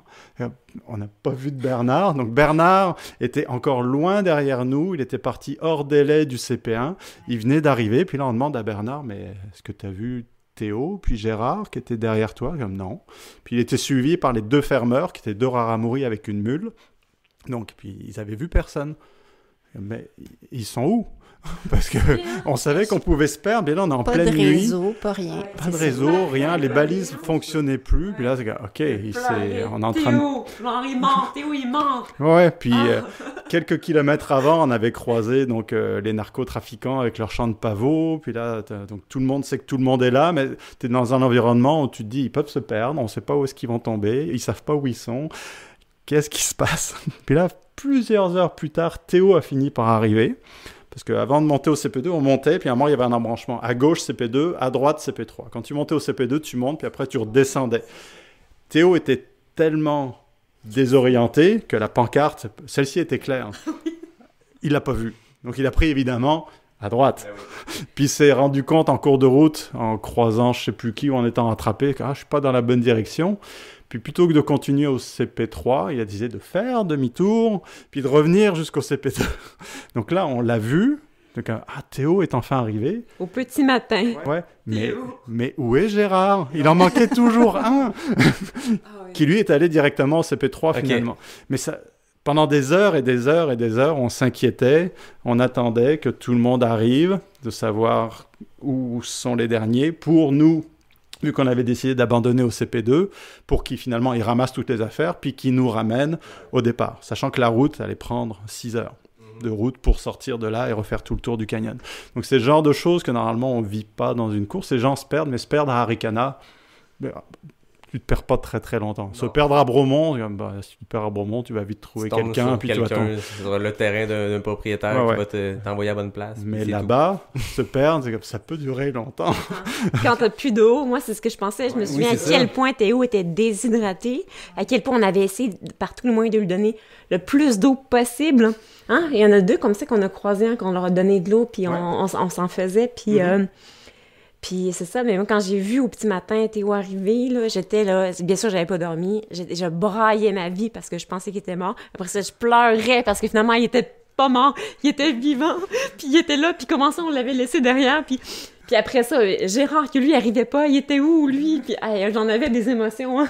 C'est pas que dans la course qu'on vit des émotions, c'est quand on arrête aussi, puis là, on s'inquiète pour ceux qui n'y arrivent pas, puis... c'est ça. Puis c'est ça qu'on s'est fait la remarque, parce qu'on n'a pas vu les 190 km de parcours. On a vu 50 et quelques. Apparemment, c'était la plus belle partie. Donc, jusqu'au CP3, ça aurait été très beau aussi. On ne l'a pas vu, mais bon, c'est pas grave. On a vu la rivière, on a vu les canyons. Donc, on a vu ce qu'on voulait voir. Mais on a vu aussi l'envers du décor. Donc, justement, comment les ravitaux étaient organisés. On a vu les fermeurs avec la mule. Donc, c'est Il n'y a pas de mule ici pour fermer. Hein, Non, on n'a pas de fermeur avec des mules au Québec. Non, donc ça, puis c'était... On lance l'idée à Gilles Poulain, Jean-François Tappe. Il était d'ailleurs très relax, les fermeurs. Hein? D'après Girard, il disait... Il était tout le temps en train de festoyer, il faisait des feux au bord de la rivière. Petite anecdote vis-à-vis des fermeurs d'ailleurs, parce que justement, t'es dans un environnement culturel très différent. Puis Jean-François Tantin disait justement les deux fermeurs. Donc il avait téléphoné, c'était Raphaëla, je pense, qui organisait. Puis là, il téléphone à Raphaëla qui est au CP1, qui est donc une Raramuri. Puis il dit bon, les fermeurs, est-ce qu'ils sont là? C'est comme oui, ils se préparent, ils partent dans 10 minutes. Très bien. Puis là, finalement, 10 minutes devient 45 minutes, mais il dit, il faut surtout pas les rappeler, parce que sinon, ils peuvent juste décider de pas y aller. Donc, comme 10 minutes, 45 minutes, là-bas, c'est pas important, mais t'as demandé un truc, ils vont le faire. Peut-être. Peut-être pas. Mais là, finalement, ils l'ont fait, mais à leur rythme, et puis surtout, tu les laisses tranquilles. Donc là, c'est également un choc culturel où nous, il faut que les choses soient faites. Oui. Quand tu dis 10 minutes, bah, si c'est 11 minutes, ça passe, mais c'est pas 45. Puis si tu dis que t'es là, bah t'es là. Tu décides pas au dernier moment de « Oh, finalement, ça me tente pas, je viendrai pas. » Surtout pour fermer une course. Mais là-bas, ça fait partie des aléas possibles. Donc, mais ils étaient là. Puis après, à un moment, il fallait les renvoyer pour qu'ils fassent le trajet entre le 2 et le 3 pour ramasser tout le monde. Bah, ils se préparent. Hein, lentement. Ils repréparent la mule. Puis à un moment, ils y vont. Mais quand? Bon, quand ils seront prêts. Donc on a vu comme ça tout l'envers du décor. Puis on a vu aussi des difficultés pour justement atteindre le CP2. Parce que là, on est dans un environnement... Nous, on a traversé le canyon à pied, mais en voiture, tu traverses pas le canyon. Faut que tu fasses tout le tour. Puis c'était stressant. Tu te souviens quand on a posé la question à celui qui a dessiné le tracé? Le matin, on se réveille, puis Johan discute avec lui, puis il nous montre au loin le sentier, comment tout ce qu'on a parcouru, comment c'était fou, puis on regarde, puis on fait comme « wow ». Puis là, à un moment, il se retourne, puis il nous dit... Dis donc, comment il a dit ça? C'était vraiment horrible, là. Il a dit comme... C'est toi qui lui as donné les mots avec ce que tu avais lu dans ton bouquin. Ouais, il dit, moi, je ne ferai jamais ce que vous avez fait. It's madness. Puis là, je le regarde, puis je fais, OK, donc tu es diabolique si tu nous as fait faire ça. Puis là, il y avait un rire, là, en coin, ils nous en ont regardé, là, puis... Yes, madness. Il a choisi le parcours, mais il le ferait pas. Non. Ouais, il le fait en randonnée, donc pour tracer le parcours, mais à la course, c'est n'importe quoi, là. Mais il nous montrait véritablement, là. Puis on n'avait pas l'impression, parce qu'on a fait que 50 kilomètres, donc c'est bien, mais en même temps, par rapport à l'ampleur de ce qu'on pouvait faire. Mais quand il nous montrait d'où on était parti, puis en fait, on voyait, du CP2, on voyait le CP1. Donc, puis entre les deux, il y avait 20 kilomètres. Ouais. C'était pas... mais on voyait comme au loin un sommet, parce qu'on était sur un plateau, puis il dit, bon, là-haut, c'est le CP1. Puis là, on voyait entre les deux, comme, n'importe quoi, comme les canyons, puis on a traversé ça. Puis juste ça, c'était 20 kilomètres, mais il nous a fallu combien d'heures? Je me souviens plus, en tout cas, c'était horriblement long, parce que, ok, c'est 20 kilomètres ici, c'est quelque chose. Puis là, on le voyait vraiment étalé sous nos yeux. Puis il nous en serait resté quelque chose comme 140 là-dedans. Wow!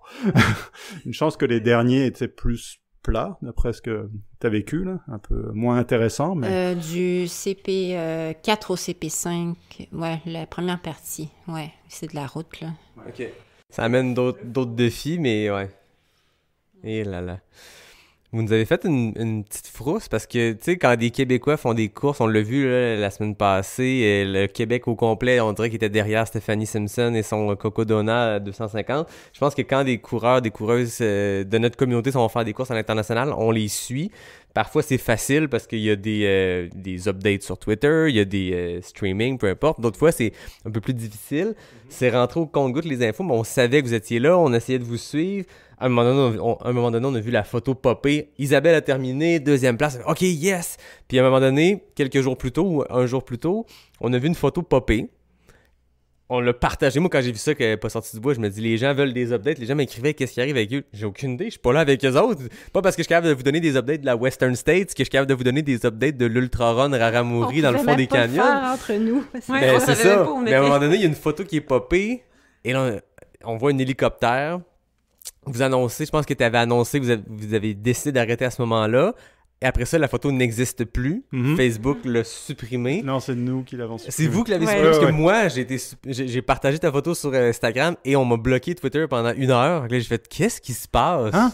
Ouais, Pour moi, vrai? Twitter pas Twitter, excusez, Instagram m'a bloqué la photo parce qu'il y avait présence d'armes que j'avais même pas vu. Moi, je voyais un hélicoptère. Bref, On l'avait supprimé avant volontairement, mais Faut dire ouais. que oui, je me Qu'est-ce qui suis s'est passé avec cette empressée. photo-là? Oui, ben, En fait, il y a cette situation-là. je pense qu'on va d'abord raconter qu'on était là avec une équipe de tournage. Oui. Donc, étant donné que la course a été plus courte que prévu, il manquait d'images. Donc, il manquait d'images de nous en train de courir. Donc, on s'est dit, OK, c'est pas grave, le matin, très tôt, on va se lever puis on va aller courir au lever de soleil dans les Fait que canyons. ça, c'est le lendemain de l'histoire que vous racontez au CP2. C'est le lendemain Oui, ok. de la fin de notre course. OK. Donc, on se lève très tôt, on s'habille exactement avec nos vieux vêtements sales qu'on avait portés pour la course. Les mêmes sandales, un peu ensanglantées. Mhm. Et puis, on part avec l'équipe de tournage et puis on commence à filmer près des ravins. C'était magnifique, le soleil se levait, puis c'était féerique, ça se pouvait pas comment c'était beau.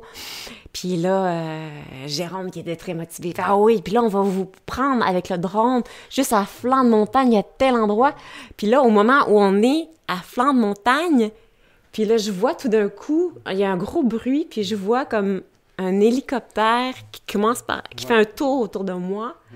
Puis les gars, ils ont toutes leurs grosses caméras. Puis tu sais, je soupçonne que de loin, des caméras, ça peut peut-être ressembler à des armes. Mhm. Puis là, moi, quand j'ai vu l'hélicoptère, comme je regarde l'hélicoptère, puis j'ai vu beaucoup de films, puis j'ai vu ça, c'est pas un hélicoptère civil. C'est comme ça m'a remis tout de suite dans les films américains. C'était un hélicoptère, donc les Black Hawk, là qui passe. Là, c'est pas un truc de touriste, là, c'est un truc de l'armée où on sait pas. Puis on est dans une zone donc très mouvante. C'est-à-dire il y a du trafic de drogue, il y a des champs de pavots. On voit là, même juste quand on était à Chihuahua, il y avait des camions de la garde nationale. Est-ce que tu as vu le film Sicario? Oui. Ouais. Les gens sont armés en ville. Ils sont armés, donc tu as l'espèce de pick-up avec le gars de la garde nationale en arrière, puis l'autre qui est debout avec son espèce de canon mitrailleur sur le dessus. Donc ça en pleine ville. Donc c'est comme tu es dans une ambiance déjà différente. Puis ça, c'est le quotidien, c'est normal. T'en vois une fois de temps en temps. Puis là, à un moment, t'as un hélicoptère de l'armée mexicaine, parce qu'il se trouve que c'était ça, qui à un moment te tourne autour. Oui. Il faut dire aussi le contexte. Je vais mettre l'accent sur le contexte. Moi, j'avais entendu la veille Jean-François qui avait raconté qu'il avait, en pleine nuit, il s'était empressé de prendre son véhicule pour arriver au fil d'arrivée, pour pouvoir filmer le premier, puis féliciter le premier coureur qui allait arriver. Fait qu'il a été obligé, pendant la nuit, de circuler. Alors que normalement, on ne peut pas circuler durant la nuit en voiture. Pourquoi? Parce qu'il y a des trafiquants de drogue un peu partout, c'est dangereux. Alors, il s'est fait arrêter par des trafiquants. Puis je pense qu'il me racontait, il m'a dit, j'ai pris une bonne décision parce qu'au départ, il y avait une fille qui voulait embarquer dans la voiture avec lui. Puis il avait dit à la conjointe d'un des coureurs, non, embarque pas dans la voiture avec moi, je pense que c'est trop dangereux. Puis effectivement, quand il a été arrêté, il a dû baisser les fenêtres. Et puis là, les trafiquants de drogue ont dit comme, et ont regardé. Mais Jean-François, l'organisateur, était comme, vraiment, il avait peur. Il regardait à l'intérieur voir s'il y avait rien, puis ils l'ont laissé aller. Ouais, mais la voiture avait été aux couleurs de la course, puis tout le monde est au courant que tout le monde est là. Une cohabitation qui est là. Ils n'étaient pas surpris, les trafiquants de drogue, qu'on soit là. Nous, on n'est pas surpris qu'il y en ait. Tout le monde sait qu'il y en a. Sauf que ça fait partie des règles de ne pas circuler en voiture. Et donc voilà, il a enfreint les règles. Mais au bout de 5 minutes tendues, finalement, ils ont laissé passer, puis il ne s'est rien passé. Mais oui, c'est ça. Donc déjà, au départ, on avait entendu des histoires comme ça, fait qu'on était un peu dans un mood où on se posait des questions. Puis là, quand on voit enfin l'hélicoptère qui, finalement, nous encercle, qui pointe un laser vert vers nous. Oui, qui pointait un laser vert. Moi, je les ai vus carrément. La porte était ouverte, puis là, je voyais le laser qui faisait comme ça sur nous. Là, je me suis mis à avoir tellement peur. Là, je regarde l'équipe de tournage. Qu'est-ce qu'on fait? Puis là, il y en a un, Martin, qui, lui, a déjà été en zone de guerre, puis qui nous a dit « Levez les bras dans les airs, montrez que vous n'avez pas d'armes. » Puis là, on a tous les bras dans les airs, puis là, il y a une nuage de poussière qui nous entoure, puis l'hélicoptère qui tranquillement se pose. Puis là, on se regarde, puis on fait « OK, qui va leur parler? » Ouais. C'est là où je me suis retrouvé plus ou moins à faire l'interface, non pas entre moi puis l'armée mexicaine, mais c'était moi au nom des autres Québécois avec le chauffeur de l'équipe de tournage qui, lui, parlait espagnol, parce que lui parlait juste espagnol, pour savoir qu'est-ce qu'on fait, puis il faut qu'on aille leur parler, puis qu'est-ce qui se passe.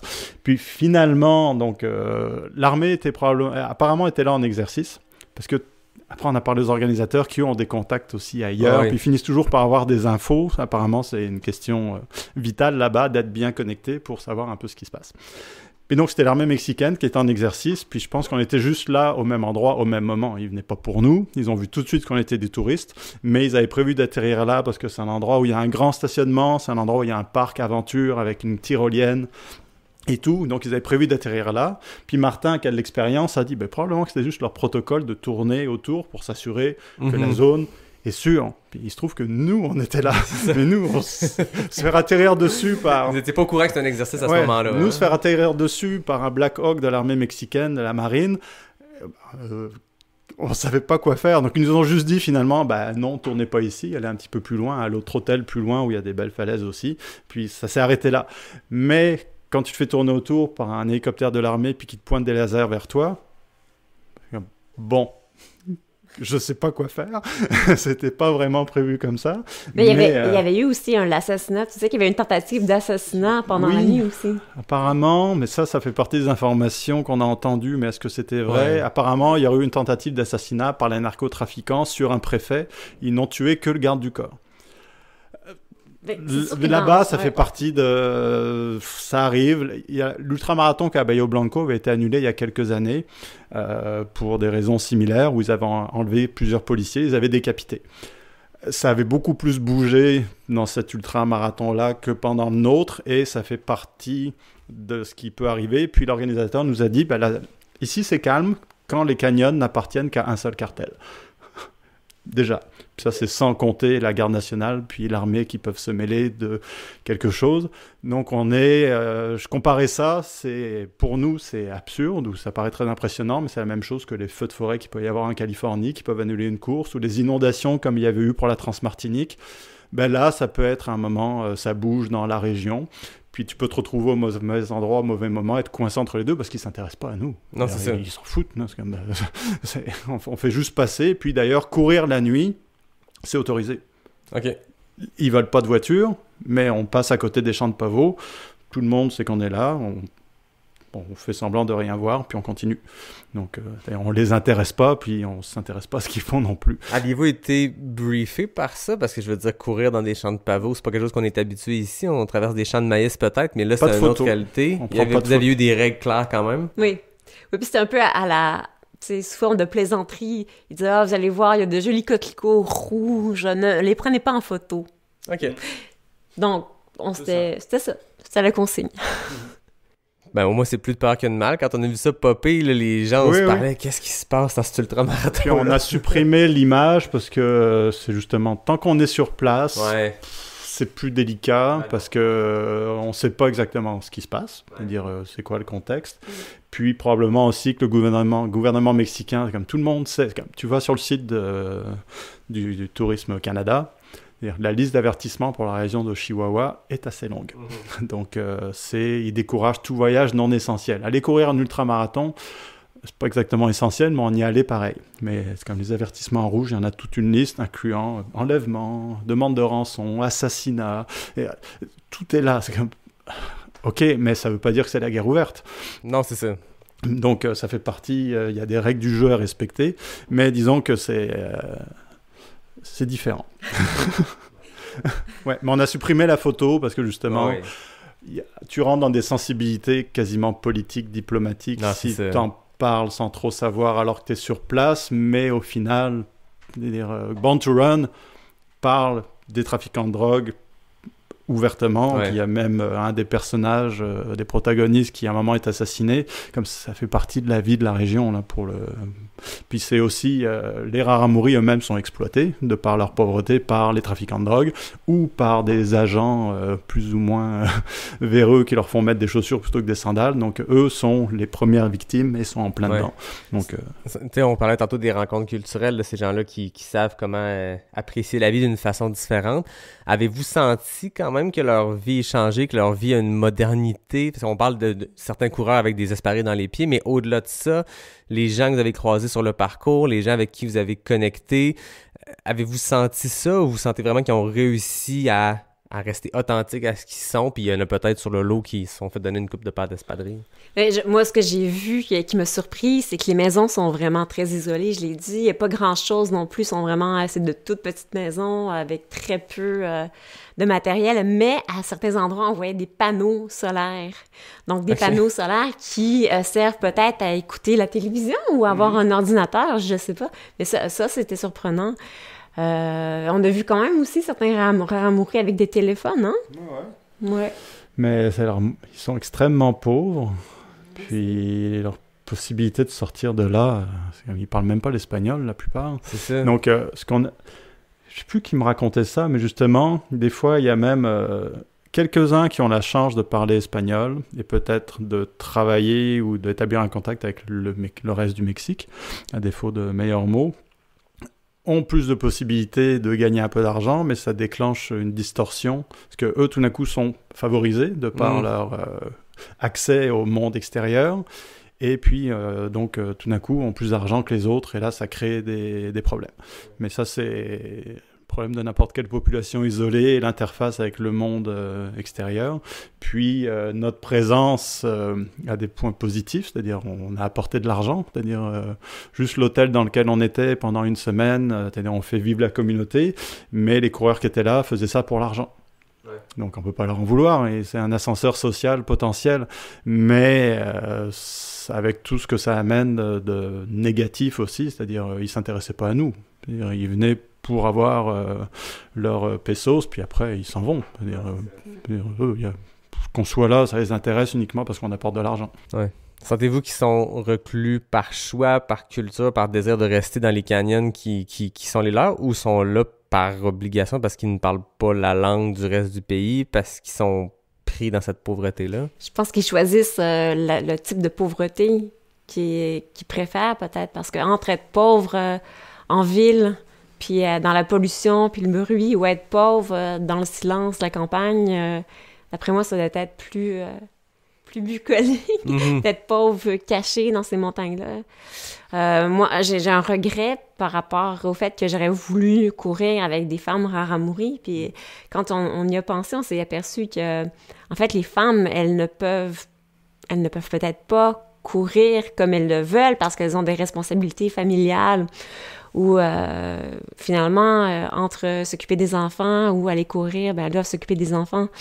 Puis ça c'était triste. Puis ça, c'est aussi la pauvreté, hein. C'est C'est aussi que ça leur prenait une autorisation pour pouvoir partir. Oui, elle devait courir. Il y en a une qui devait venir avec nous. Puis ils ne savaient pas si elle allait être là, oui ou non. Puis finalement, elle devait courir avec son conjoint ou mari.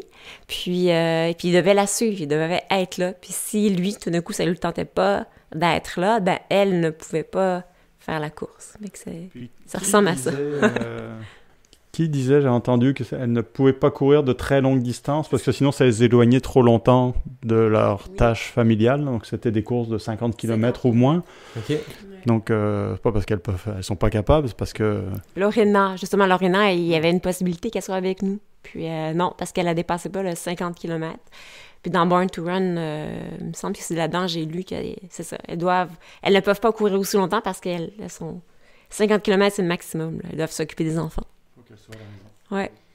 C'est triste. Hein? Quand on s'était parlé, Isabelle, à l'épisode ensemble, tu m'avais parlé de ce projet-là d'aller à la rencontre de différents peuples pour qui la course fait partie de la culture, je crois. Tu peux peut-être plus en parler. C'était le premier que tu rencontrais, ce peuple-là, les Raramuri, dans ce projet-là? Dans ce projet, oui, qui va se terminer normalement au printemps 2023, oui. OK. Parle-moi de ce projet-là, ce que c'est, puis comment ça te nourrit pour la suite de faire cette première rencontre-là avec les Raramuri?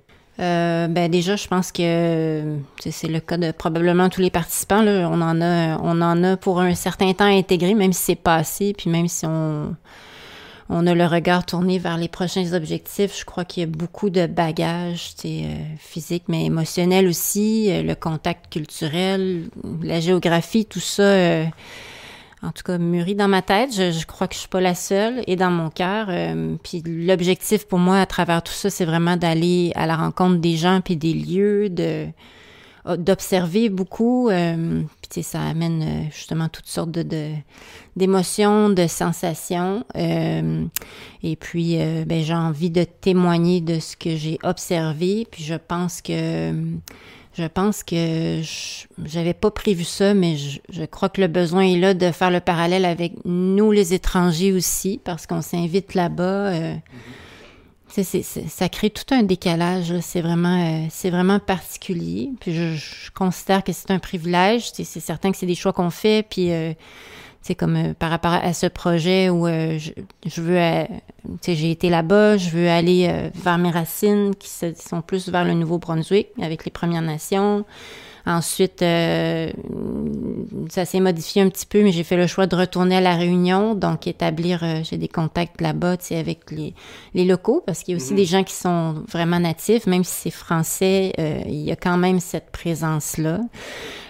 Puis ensuite, ma dernière étape sera de me diriger au Népal, dans une communauté qui est probablement aussi éloignée que celle qu'on vient de visiter.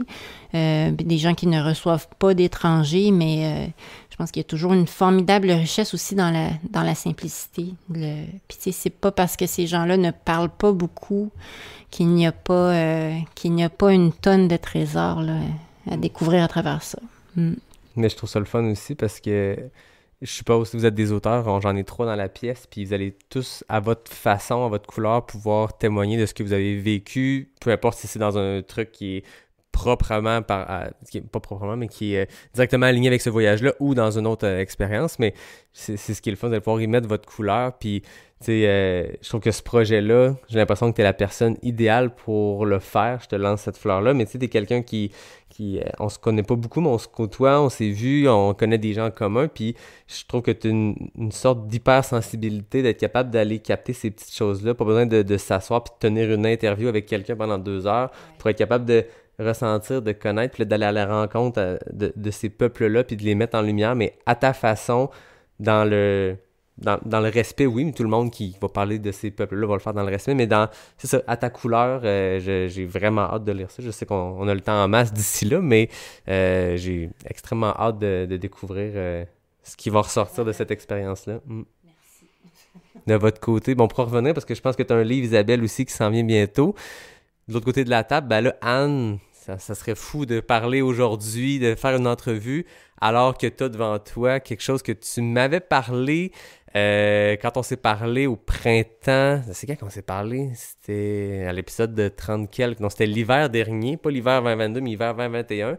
Puis ça commençait à cheminer, puis il me semble à l'époque, tu avais déjà le titre en tête, mais là, ton livre paraît, au moment de l'épisode, va être paru depuis quelques jours. Au moment qu'on se parle, c'est imminent. Comment tu te sens à l'approche de ça? Ah, je suis très heureuse. Écrire un livre, c'est vraiment comme faire un ultramarathon. Il y a beaucoup de moments d'incertitude, il y a beaucoup de doutes. Hein. Et puis celui-ci, faut dire, j'avais obtenu beaucoup de bourses pour pouvoir le réaliser. Et puis en fait, c'est un deuxième jet. J'ai commencé par écrire un premier livre, finalement, qui était vraiment pas bon, je l'ai mis de côté. Puis dans la même année qui devait être consacrée au projet d'écriture, j'ai écrit ce roman-là et je l'ai pondu très rapidement et avec toute l'intensité que j'avais envie d'y mettre. Donc enfin, ça raconte l'histoire d'une femme qui se libère à travers la course à pied. Et puis, c'est drôle parce que là, dans le fond, cette course-ci va nourrir sans doute un prochain projet d'écriture qui sera sur les femmes en endurance. Mm-hmm. Et puis, donc, encore une fois, je pense que je vais j'aime exploiter l'idée que les femmes, et la course à pied est quelque chose de très particulier. Dans ce cas-ci, c'est l'histoire d'une femme qui va se libérer. Donc, elle a bientôt 50 ans, puis quand elle se met à courir, elle se met à penser, puis elle fait le ménage dans sa vie et elle va finalement renaître à travers la course à pied. Et puis, donc c'est ça, enfin, c'est disponible. Wow. Le sueur est un désir d'évaporation. La sueur est un désir d'évaporation, oui. Paru chez Libre Expression, va paraître au moment où on se parle, mais très intéressant, la course à pied à travers une histoire. On a beaucoup lu de livres qui étaient plus documentaires. Là, il y a de quoi... En fait, c'est ce qui vous regroupe les trois aussi. Vous avez chacun posé votre regard d'auteur, d'autrice sur la course à pied, mais à travers votre couleur. Isabelle, ton recueil... Tu lis les phrases, tu te dis, j'en ai déjà parlé, je l'ai mis dans le club de lecture, ce livre-là, je l'ai adoré, puis il y a un regard qui est unique, qui se démarque de ce qui se fait ailleurs en course à pied. Johan, ben, c'est tes aventures, on les vit, puis il n'y a que toi qui peux les raconter de cette façon-là, c'est toi qui les as vécues de l'intérieur. Puis Anne, ben là, un premier roman qui porte sur la course à pied, qui est quand même récent, c'est récent dans ta vie, la course à pied, ça fait pas 20 ans que tu cours, oui, mais à travers une histoire qui est fictive, c'est extrêmement intéressant, ça va être c'est le fun. Le premier roman où, enfin, je m'autorise une voix qui est complètement différente de la mienne, c'est-à-dire que c'est un homme qui raconte l'histoire. Okay. Donc, c'est un homme qui voit sa femme se transformer. Fait que c'est vraiment, je pense que c'est la première fois que je suis autant dans la fiction, là. C'est le fun. Johan, on sait que tu as fait paraître ton Odyssée il y a un peu plus d'1 an suite à ta traversée Percé-Montréal. Est-ce qu'il y a des projets dans l'air en ce moment? Des projets. Ce qui est drôle, c'est que cette course, en fait, est plus, avec les Rares Amoureux, c'est plus une conséquence de ce livre-là. Parce que Jean-François Tintin nous a tous invités à cette course en fouillant sur Internet, en tombant sur nos profils. Puis c'est en tombant sur ma course en sandales qu'évidemment, il a été intéressé. Donc le livre a déclenché mon invitation à la course. Mais j'ai pas de projet lié à la course avec les Rares Amoureux en particulier. Quand j'y allais, j'avais 0 projet. Juste après la course, je me dis peut-être que j'aurais quand même des choses à dire. Puis là, maintenant, c'est comme, je vois pas ce que j'ajouterais à ce qui a été écrit dans Born to Run, par exemple. Dire qu'est-ce qu'on a vécu de vraiment si inédit. C'est-à-dire, on est rentré dans le livre, on a couru dans l'histoire du livre. Puis c'est assez spécial. Il faudrait que je relise le livre maintenant que j'ai vu les lieux. Par contre, j'ai d'autres projets pour l'année prochaine. Et puis cette course-là était un petit peu une sorte de test de plusieurs aspects techniques ou des aspects documentaires ou etc. Puis, mais le projet que j'ai en tête l'an prochain durait plusieurs mois. Donc là, j'ai juste fait 50 km, donc c'est un test qui est quand même relativement limité. Mais ça m'a pas découragé, malgré cet échec relatif, donc de me lancer. Donc ce sera en mars prochain, dans quelque chose de très grand. Mais même là, j'ai fait 2 livres. Puis si j'en faisais un 3e... D'ailleurs, je voulais que le deuxième, on en a déjà parlé, est différent du premier. Le premier, c'était des textes de blog qui ont été rassemblés pour faire un livre. Le deuxième, c'était un livre que j'ai écrit du début à la fin, donc une forme différente. Le troisième, j'avais des idées. Ce serait plus un mix entre un récit puis peut-être un guide plus pratique sur la course à pied. Mais il faut que je vois est-ce que j'ai vraiment quelque chose à ajouter sur les techniques d'entraînement ou autres. Peut-être, je sais pas, c'est assez délicat. Ou sinon, j'ai l'idée de ne pas faire de livre et peut-être plus essayer de faire un documentaire. Donc, mais un documentaire d'une forme différente aussi de ce qui a été... Oui. Puis, c'est tout ce que je fais en ce moment par choix et un petit peu des fois par contrainte, mais les contraintes, on les utilise comme on peut. C'est-à-dire...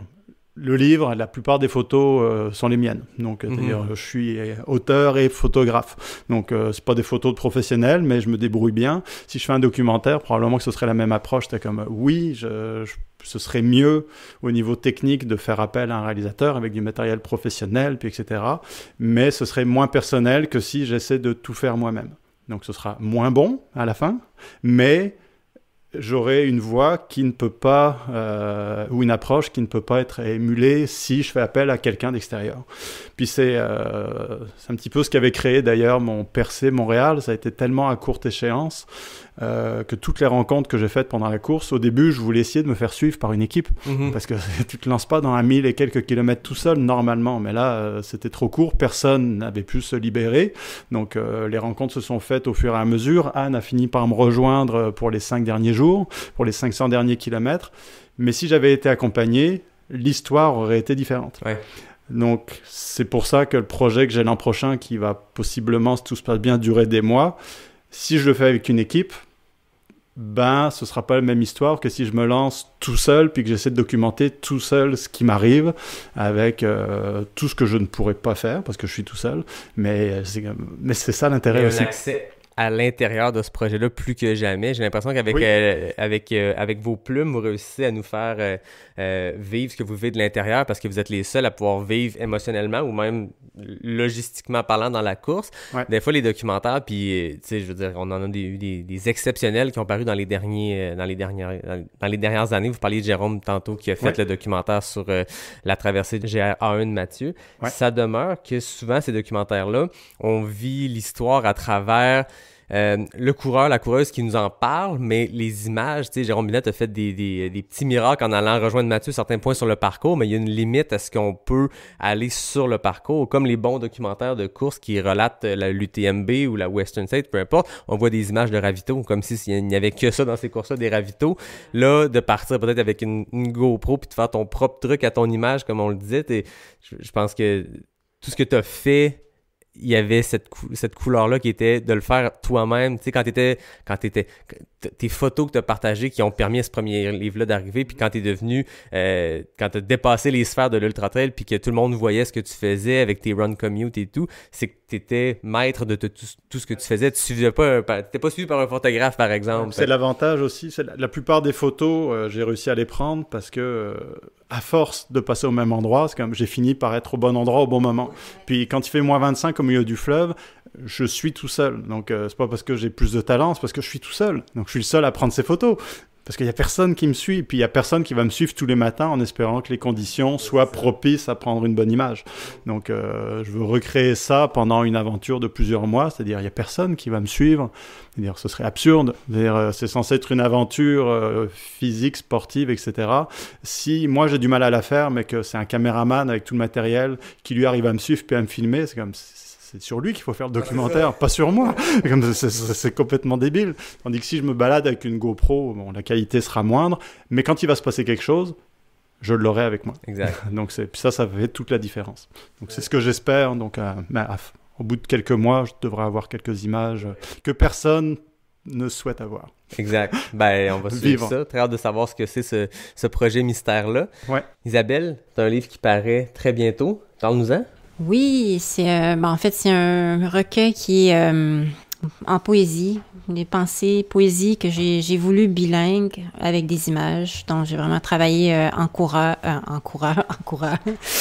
coureuse avec des couleurs. Puis, je suis allée chercher un petit coup de main également, là. Donc, là, on est en impression actuellement. Je sais que plusieurs personnes l'attendent déjà, donc ça devrait être distribué là, d'ici la fin du mois. Est-ce qu'on a un titre? Ah oui, avec nos ailes et nos racines, On Feet and Feathers. Très hâte de voir ça. Ce que j'aime dans votre approche, on dit auteur, on dit autrice, auteur, on sait pas. C'est plus, vous êtes des communicateurs, des communicatrices par plein de médiums. Je voyais Johan qui s'est équipé de 2 micros. Est-ce qu'il y aura un jour quelque chose qui est plus audio ou vidéo? Isabelle, à travers ton blog, à travers des posts médias sociaux, tu sais, lire un post médias sociaux d'Isabelle n'est pas une photo d'assiette avec des hashtags. Il y a une poésie derrière ça. Anne, les quelques partage que tu as fait déjà de votre expérience à Ramouri, il y a quelque chose de le fun là-dedans. Vous êtes des communicateurs. Parfois, c'est avec vos plumes. Des fois, c'est avec les caméras, les médias sociaux. C'est surtout avec vos jambes. Donc, oui, exact. Vous êtes extrêmement intéressant. Puis je pense que c'est ça qui fait que notre sport grandit en popularité. C'est une combinaison de plein de choses, mais c'est d'avoir des histoires dans l'intérieur. Des histoires qui sont pas reliées à l'aspect compétitif de la course. Très peu, en tout cas. Fait que bref... C'est un grand plaisir de vous parler aujourd'hui puis de recevoir tout ce que vous avez vécu. J'ai l'impression qu'on pourrait faire 20 heures de podcast avec ce voyage-là, mais vous semblez avoir vécu quelque chose d'assez exceptionnel, puis je vous remercie d'être venu. J'allais dire d'être venu vous le partager, mais c'est moi qui est venu dans votre lieu recueillir ces informations-là. Ouais, d'ailleurs, si on voulait t'inviter ici, c'était pour le faire en personne, pour sortir des 2 années de Zoom et tout. On s'est dit, avec ce qu'on a vécu, si on le fait à distance, l'atmosphère, l'énergie sera pas la même, surtout qu'on était ensemble sur place, puis il fallait qu'on se voit en vrai. Puis on s'est dit, pourquoi pas ici? On a une belle maison tout en bois. Pourquoi pas faire ça ici? Exactement. On va avoir de la bonne qualité audio, mais des belles images aussi pour ceux qui aiment les regarder. Je le dis tout le temps parce que les gens, ça les surprend. Il y a tout le monde qui regarde des podcasts. Puis je vois vraiment une augmentation. L'hiver, je pense que les gens font du Zwift ou du tapis roulant en regardant des podcasts. Mais ça sera disponible pour ceux qui s'intéressent. Je termine. D'habitude, c'est les questions avec l'arnaque. Vous y avez tous déjà participé, tenté d'y aller le plus rapidement possible pour 10 questions. Quand je reçois un invité pour une 2e fois, je change le mode, on tasse la compétition. Ça va à l'image de ce qu'on vient de se dire que, fuck la compétition, on est là pour entendre des choses. J'ai mes questions ouvertes NAC, donc c'est des petites questions très rapides à répondre. Puis on va pouvoir le faire dans l'ordre, fait qu'on ira toujours. Je pose la question, Isabelle, Anne, Yoann, vous y répondez. Vous allez voir, c'est pas des gros casse-têtes. Première question, tes espadrilles préférées? C'est la pire question. Avoir l'état de tes pieds après la course, c'est une très bonne question, effectivement. Ben là, je fais une parenthèse. J'ai perdu, en fait, mes bons espadrilles pendant les vols d'avion. C'est ça qui s'est passé. C'est ça qui s'est passé. J'avais pas la paire pour le long. Donc, mes espadrilles préférées étaient la Sportiva. La Sportiva Captiva que j'aurais normalement eu plus longtemps avec moi. Puis là, je vais essayer cette semaine Oka Speedgoat en pensant à Julien, en me disant que tout va bien aller. Julien, il a quand même perdu un ongle. Hein? Ah oui, je suis rendu à 5. C'est pas... Ah, OK. Julien Chaurier qui a remporté la course, qui est dans l'équipe Oka, on le salue. Anne, tes espadrilles préférées? Écoute, là, je viens d'essayer les Norda. Et puis, c'est une magnifique découverte pour moi parce qu'ils sont très, très, très légères. C'est formidable. Elles s'accrochent bien aussi. J'ai enfin l'impression d'être... parce que une chaussure qui est trop lourde, tu vas t'accrocher dans les moindres racines, ça va être difficile pour le pied. Donc, enfin, il y a vraiment un bon tonus. Puis elles sont magnifiques, elles sont super jolies. Oui, on salue Nick et Willa de Norda au passage. Je le sais qu'ils écoutent en plus. Moi, sans surprise, c'est les sandales, mais lesquelles? Parce que là, j'en ai appris beaucoup sur les sandales en comparant donc l'adaptation californienne des Huarache, donc puis les Luna, je confirme, en ayant maintenant porté les originales, que les Luna sont une excellente adaptation des sandales traditionnelles. Et donc, elles sont finalement bien plus pratiques que les sandales traditionnelles, parce que les lanières de cuir, c'est très folklorique, mais c'est pas super pratique. Les Luna sont vraiment, pour les sandales, sont extraordinaires. Donc, elles craignent pas la pluie, contrairement aux sandales de cuir. Les sangles se cassent pas, les nœuds se cassent pas.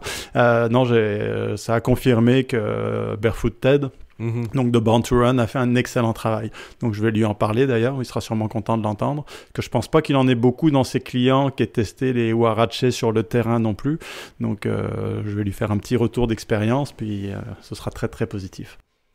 Le repas d'avant-course de prédilection, Isabelle?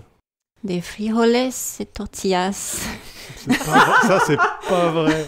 Ah non! C'est la s'il soupe, vous plaît, non! C'est la soupe au pied de porc que prennent les rameaux. Ah oui? Non, j'en ai pas mangé de ça, mais pour de vrai, je n'aurais pas dit ça, mais vraiment, le régime maïs et fèves a été super positif pour moi. Ouais. Anne? Moi, j'ajouterais que ça a été extrêmement négatif pour moi parce que j'ai eu la Tourista tout le long, hein. Mais la Tourista, tout le long et pendant la course et avant et après. Donc, je pense que les fèves et les légumineuses, je dois faire attention à ça. Donc, dorénavant, non, surtout pas de fèves avant une course. Mon repas préféré avant course, je pense que c'est juste du macaroni au ketchup. Recette classique. Yoann, à ton côté? Un café. Un café, voilà. La simplicité. Le repas d'après-course, Isabelle? Repas d'après-course, généralement, je n'ai pas faim après une course, ça prend du temps. Ouais. Des sushis, puis beaucoup de sushis. Mais moi aussi, j'ai pas toujours très faim après une course. Johan? Tout ce qui passe. J'ai faim, j'ai tellement mangé là après. En plus, on était nourris matin, midi, soir. Donc, c'était vraiment des vacances parce que normalement, je fais le jeûne intermittent. Puis, là, j'en suis rendu au 18-6, ça passe bien. Donc, je mange pas avant 13-14 heures. On était nourris dès le matin avec de la viande puis des œufs. J'ai tout mangé. Puis, je finissais les assiettes de celles qui aimaient moins les fèves. Donc, j'ai mangé pour 3 puis j'ai aucun regret. Ouais, ça paraît pas. Non, j'ai même perdu du poids, je comprends pas. C'est incompréhensible. Isabelle, ta montagne préférée? Ben là, je pense que j'irais, c'est plus les canyons, là, mais les hauts et les bas des Copper Canyon m'ont assez impressionné, là. Ouais. Je rêve de faire le Mont Blanc. Oh!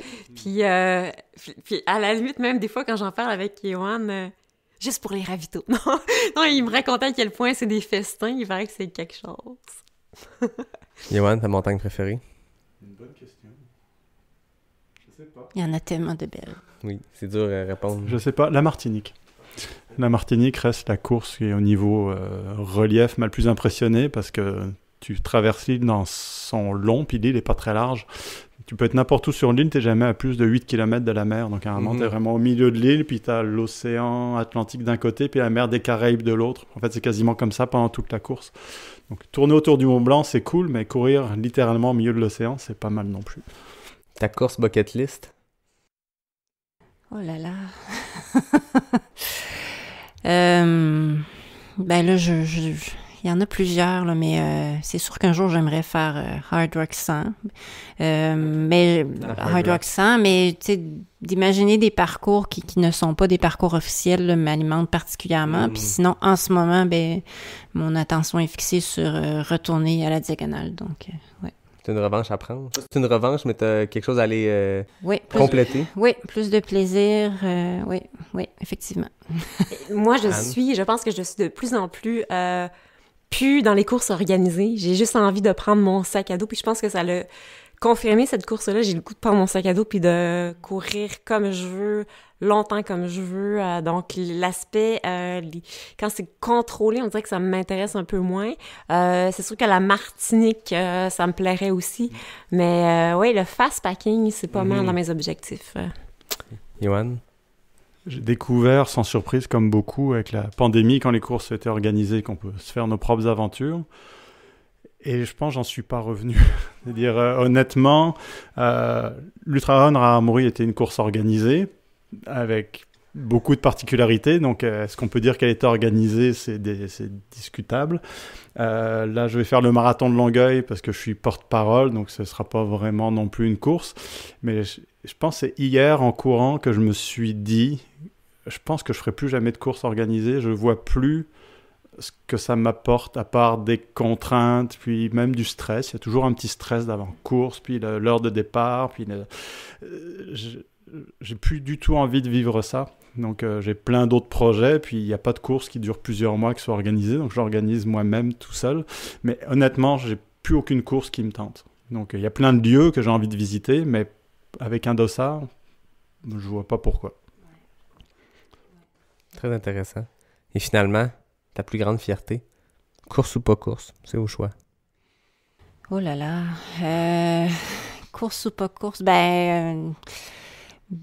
Deux choses. Si je vais dans les médias, déjà, d'avoir terminé ce qu'on vient de vivre, puis c'est aucun temps record, rien d'exceptionnel dans si je compare à d'autres, là, mais je suis vraiment, vraiment, vraiment heureuse. Puis je pense que là, oui, je le ressens, la fierté d'avoir réussi à faire ça. Et puis sinon, de tenir ma ligne d'intérêt, puis de rêve, d'objectif, justement, d'en créer des aventures, puis continuer d'écrire. Mes enfants aussi, mais c'est un autre sujet. Pas de réponse. Réponse multiple, on aime ça. Anne? Ma plus grande fierté, c'est d'avoir écouté ma mère. C'est bizarre de dire ça, mais ma mère me dit, avant de mourir, elle me dit qu'elle tenait à ce que j'écrive. Je pense qu'elle savait qu'au fond de moi, c'était vraiment là, puis que je n'écoutais pas cette voix-là. Donc, bien des années après, finalement, je me suis retournée vers l'écriture, puis là, je m'écoute 100%, puis ça se passe bien. Donc, moi, la partie auteur en moi, c'est comme un super accomplissement, c'est une belle réalisation, puis je pense que je suis 100% moi dans l'écriture, donc d'être une auteure publiée, c'est un grand projet, c'est un super accomplissement. On le voit quand tu parles de littérature, d'écriture, il y a une étincelle supplémentaire qui salute à ton regard. Johan? Quand j'entendais Anne qui me parlait de sa mère, moi, ce serait l'inverse, c'est comme de me faire détester par mes parents. C'est pas vrai, j'exagère, mais avec justement toutes ces aventures à répétition, puis je leur ai parlé du projet que j'avais l'an prochain, donc en réaction ils m'ont écrit une lettre avec toute une liste de raisons comme quoi j'allais détruire ma vie professionnelle, ma vie personnelle, ma santé, mes finances, me mettre mes enfants à dos avec le projet que j'avais, donc ils m'ont éduqué comme ça, donc à finalement voyager beaucoup, essayer plein de trucs. Puis au final, je survis toujours, en tout cas pour l'instant, et ils sont toujours très fiers à la fin. Mais de me lancer dans des trucs et finalement de ne pas hésiter, puis d'en ramener des histoires. Donc d'avoir encore ce goût-là, ça j'en suis fier, là, justement, parce que ça permet de... J'avais toujours un goût pour la communication, puis c'est la course à pied qui a été comme le prétexte ou le moteur. Puis là, je trouve encore d'autres idées et d'autres projets, puis d'embarquer à fond là-dedans, puis que ça déplaise à mes parents, c'est bon signe. Ils vont écouter ce podcast. Ben, merci à vous trois. Je le disais tantôt, je me sens privilégié d'avoir été là, de pouvoir pu vous entendre à chaud comme ça. Vous venez de revenir il y a quelques jours à peine. Donc, je vous remercie d'être venu partager à Pas sorti du bois à nos auditeurs cette aventure-là. Vous aviez été 3 invités individuellement, par Zoom, à distance. Ça avait fait son œuvre, c'était correct. On communiquait quelque chose, on pouvait en parler. Mais là, on est comme allé à un autre niveau où on a pu discuter à 4, tous ensemble dans la même pièce. C'est vraiment, je suis honoré, puis je vous remercie. Merci aussi. Merci. Oui. Petit déplacement de tout, du micro. Reviens quand Pour tu une bonne veux. histoire, ça vaut toujours la peine. On en a eu plusieurs bonnes histoires. Reviens quand tu veux. Parfait. J'en profite pour remercier NAC, qui est le partenaire officiel du podcast. Je remercie Boréal. On n'avait pas de bière aujourd'hui. J'étais avec Capic aussi, mais là, je suis pas parti avec ma machine à café. J'avais assez de stock, mais je remercie ces partenaires-là qui me permettent de continuer avec le podcast. Je remercie les gens qui sont au rendez-vous semaine après semaine, qui m'envoient des petits messages, qui me disent leur avis sur l'épisode. Ça fait toujours plaisir à lire. Je remercie David Hébert pour le design graphique. Je remercie Fred Desroches pour le thème musical. Je vous remercie, vous. Puis je vous dis à la semaine prochaine pour un prochain épisode de Pas sorti du bois, le podcast 100% trail.